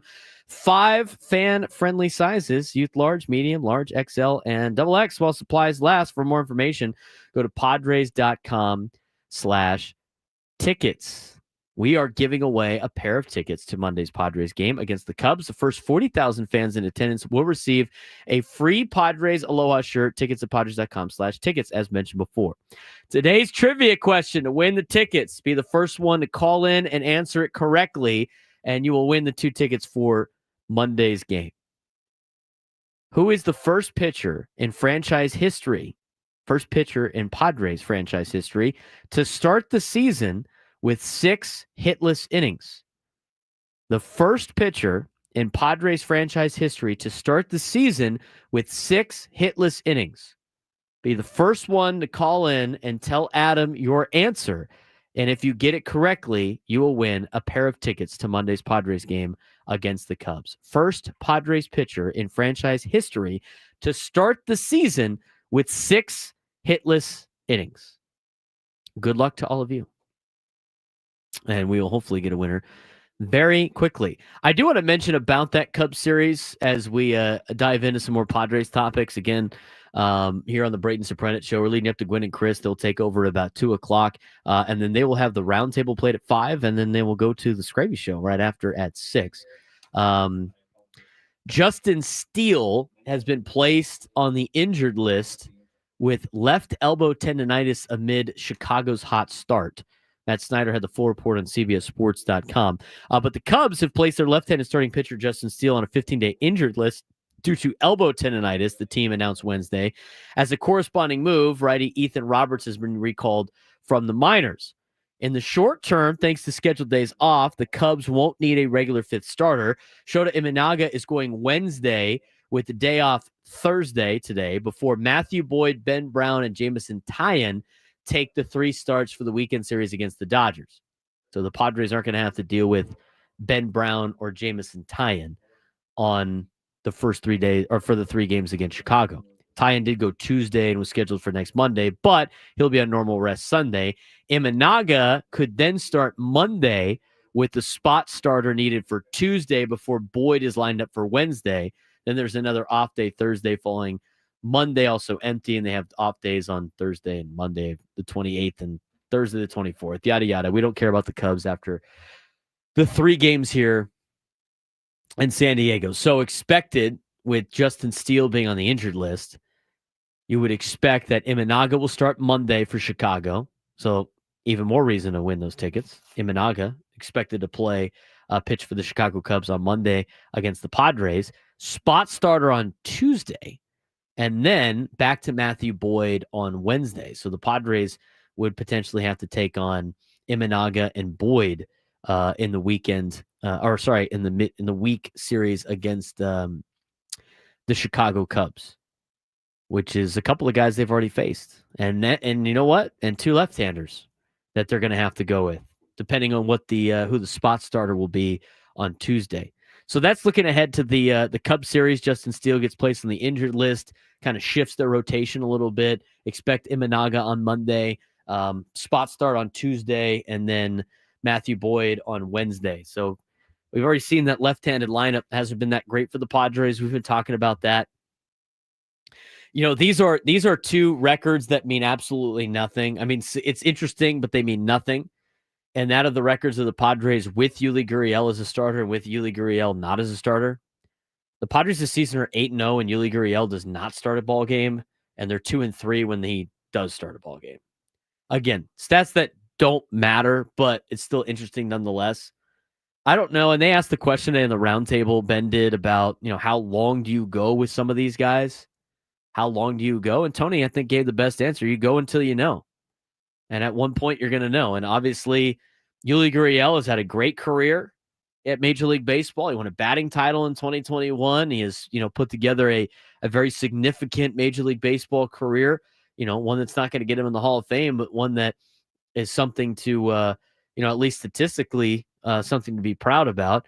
But he's up there in age, and it's just not really working out so far in the season. So they're continuing to win. I don't know if the Padres are going to wait until things get awry before they start making moves. But the interesting thing with the way that this lineup is kind of laying out, and it kind of plays into a couple of topics here with the Padres to kind of finish out the show.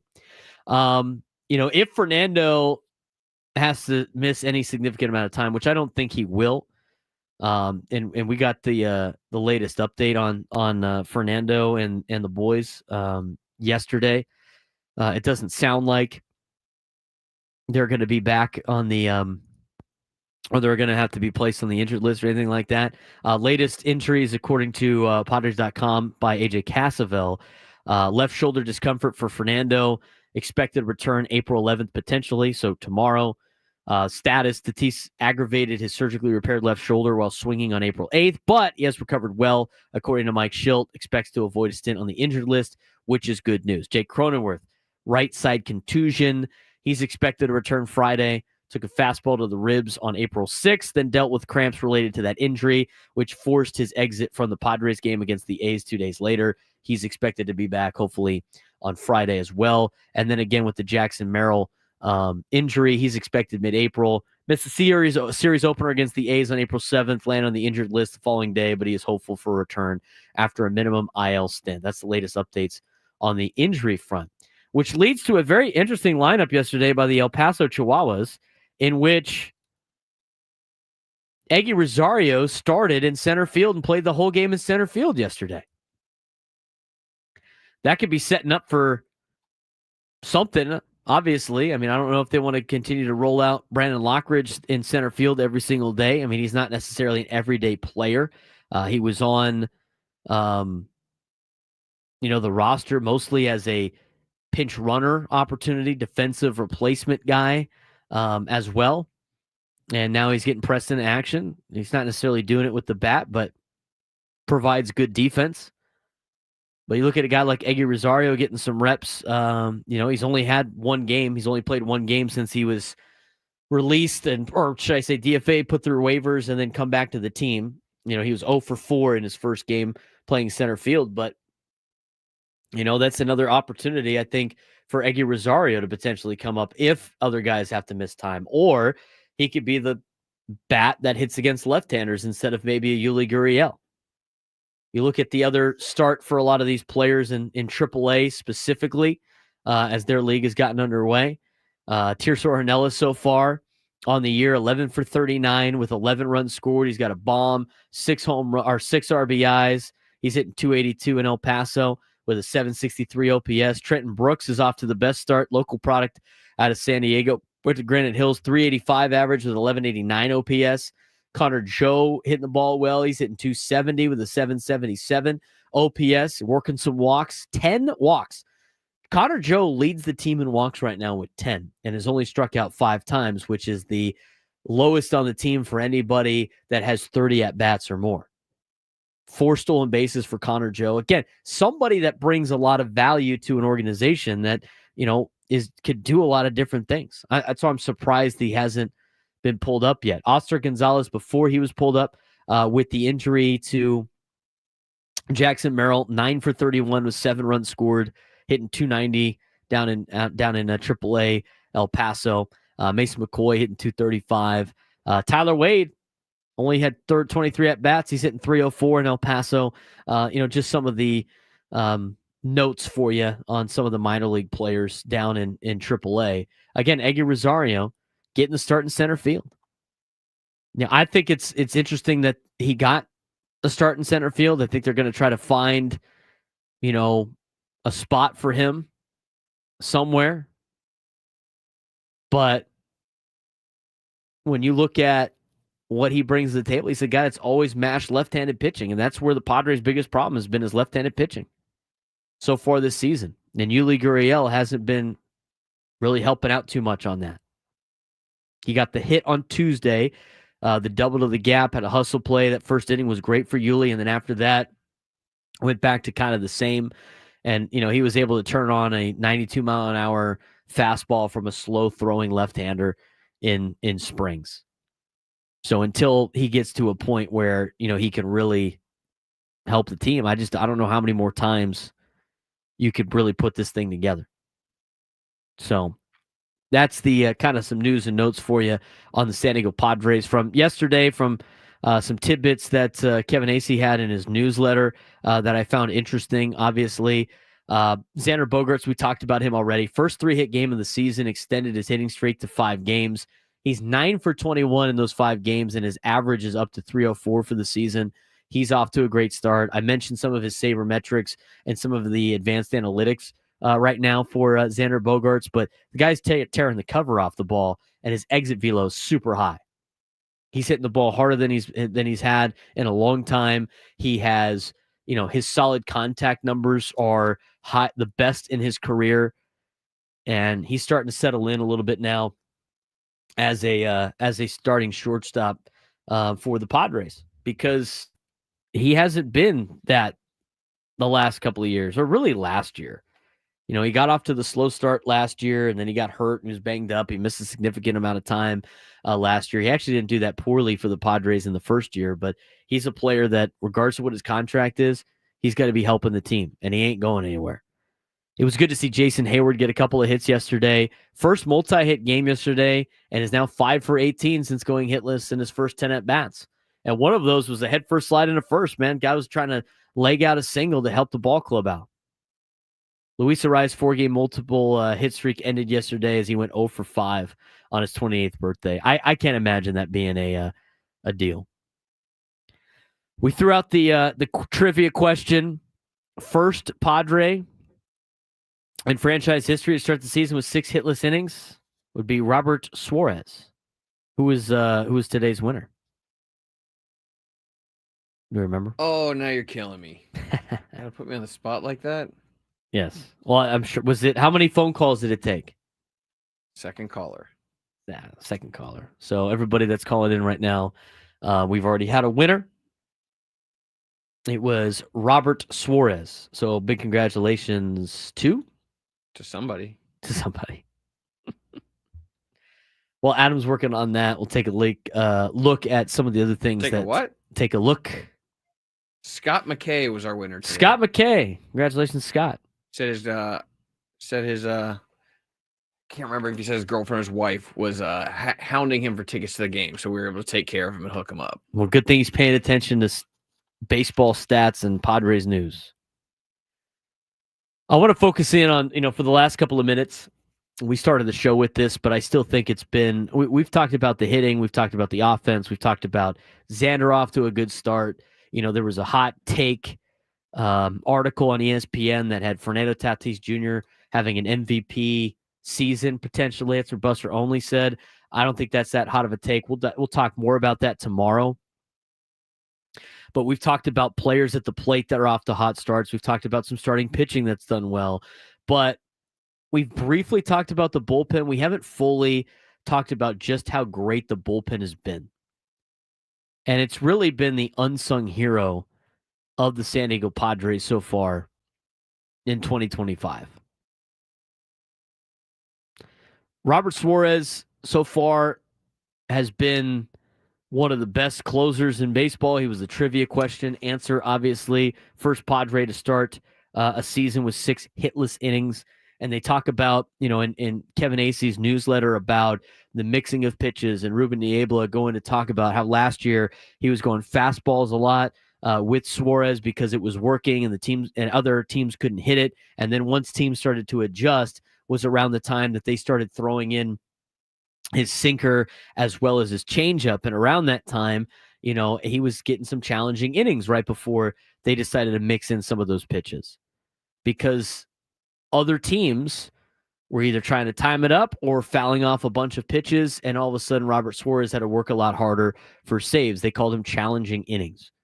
And that is where Robert Suarez's ERA ballooned over 4 and had that kind of stretch where you didn't really feel like you could trust him in the postseason. I was one of those people. I was like, this guy cannot close if he's going to continue to pitch like this. Then they started adding that changeup again. Then they started adding the sinker and getting a little play, keeping the batters honest, and he was fine at the end of the season in the playoffs. He goes out, he picks up where he left off. They're using the changeup more. He's using the sinker more. And even though the changeup kind of got behind him against Soderstrom to a 3-1 count, because he was starting it early and often, he was still able to get out of the ninth inning yesterday after walking Soderstrom without allowing a hit and with, getting the victory and the sixth save of the season. Not only was he doing that and mixing up the pitches, but he only has to go out there and get 3 outs because the guys in front of him are doing such a great job. He led the major leagues last year with an MLB high 10 saves or wins in which he got 4 or more outs. I mean, they were using the you-know-what out of Robert Suarez last year. He has had more traditional save opportunities this season because of what Jason Adam has done in the 8th inning in 5 of the 6 games in which Suarez has worked the 9th, and what Jeremiah Estrada has done in the 7th inning in 4 of the games and the 6th in another. The left-hander Adrian Morejon has pitched in the 5th, 6th, or 8th in the 5 games that Suarez has saved. And all 4 of those pitchers have worked in wins and only wins, including yesterday. Robert Suarez, obviously, with the 6 saves and not allowing a hit, has been in a position which the Padres have been 6-0 for him. Jason Adam, when he pitches, the Padres are currently 7-0. When Jeremiah Estrada pitches, the Padres are 7-0. When Adrian Morejon pitches, the Padres are 7-0. All 3 of them have gone 7 1/3 inning this season, respectively. They have combined only allowed 2 runs to score. They have combined allowed 9 hits. They have walked 8, and they have struck out 26 as a group. And I'm just talking Morejon, Estrada, and Adam. Those 3 in particular have inherited 4 runners, and not one of them has gone around to score. They have a combined 10 holds and 1 save.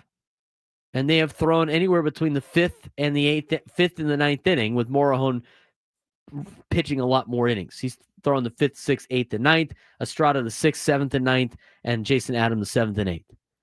Collectively, as a bullpen, San Diego Padres have the lowest ERA at 1.65 and the lowest batting average allowed at $1.54 in the major leagues, and ranks 9th in percentage of inherited runners scored, which is 27%. The Padres have inherited, as their bullpen, they've come in with runners on base 18 times, or should I say with 18 runners on base at some point in time. They have only allowed 5 of them to score, which is really impressive.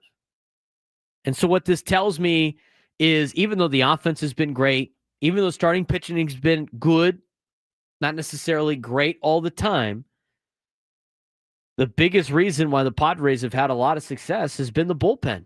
The bullpen has been outstanding. It's to a point, and you've seen a lot of quotes from managers across Major League Baseball that the Padres have already faced, from Craig Counsell with the Cubs, from Mark Kotsay of the Athletics, talking about the back end of that bullpen for the Padres and where the bullpen is and how difficult it is to score runs on them.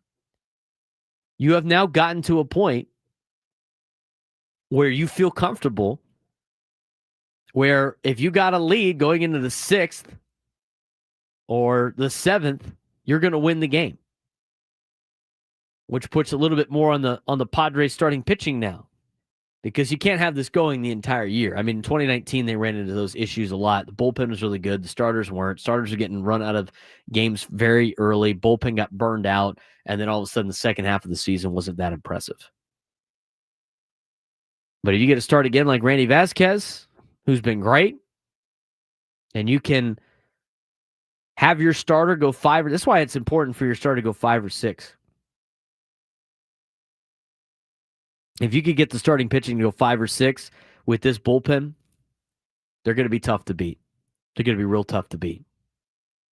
Bullpen is really kicking ass. Really kicking ass. That'll do it for me today. We will be back tomorrow for a full 4-hour show after a couple of shortened shows the last 2 days. Getting you ready for the Padres and the dreaded Colorado Rockies. We'll talk a little bit of San Diego FC as well and get you ready for a Padres weekend coming up on tomorrow's show. Coming up next, Gwen and Chris, followed by the Roundtable on the Scraby Show on San Diego's #1 sports station, 97.3 The Fan.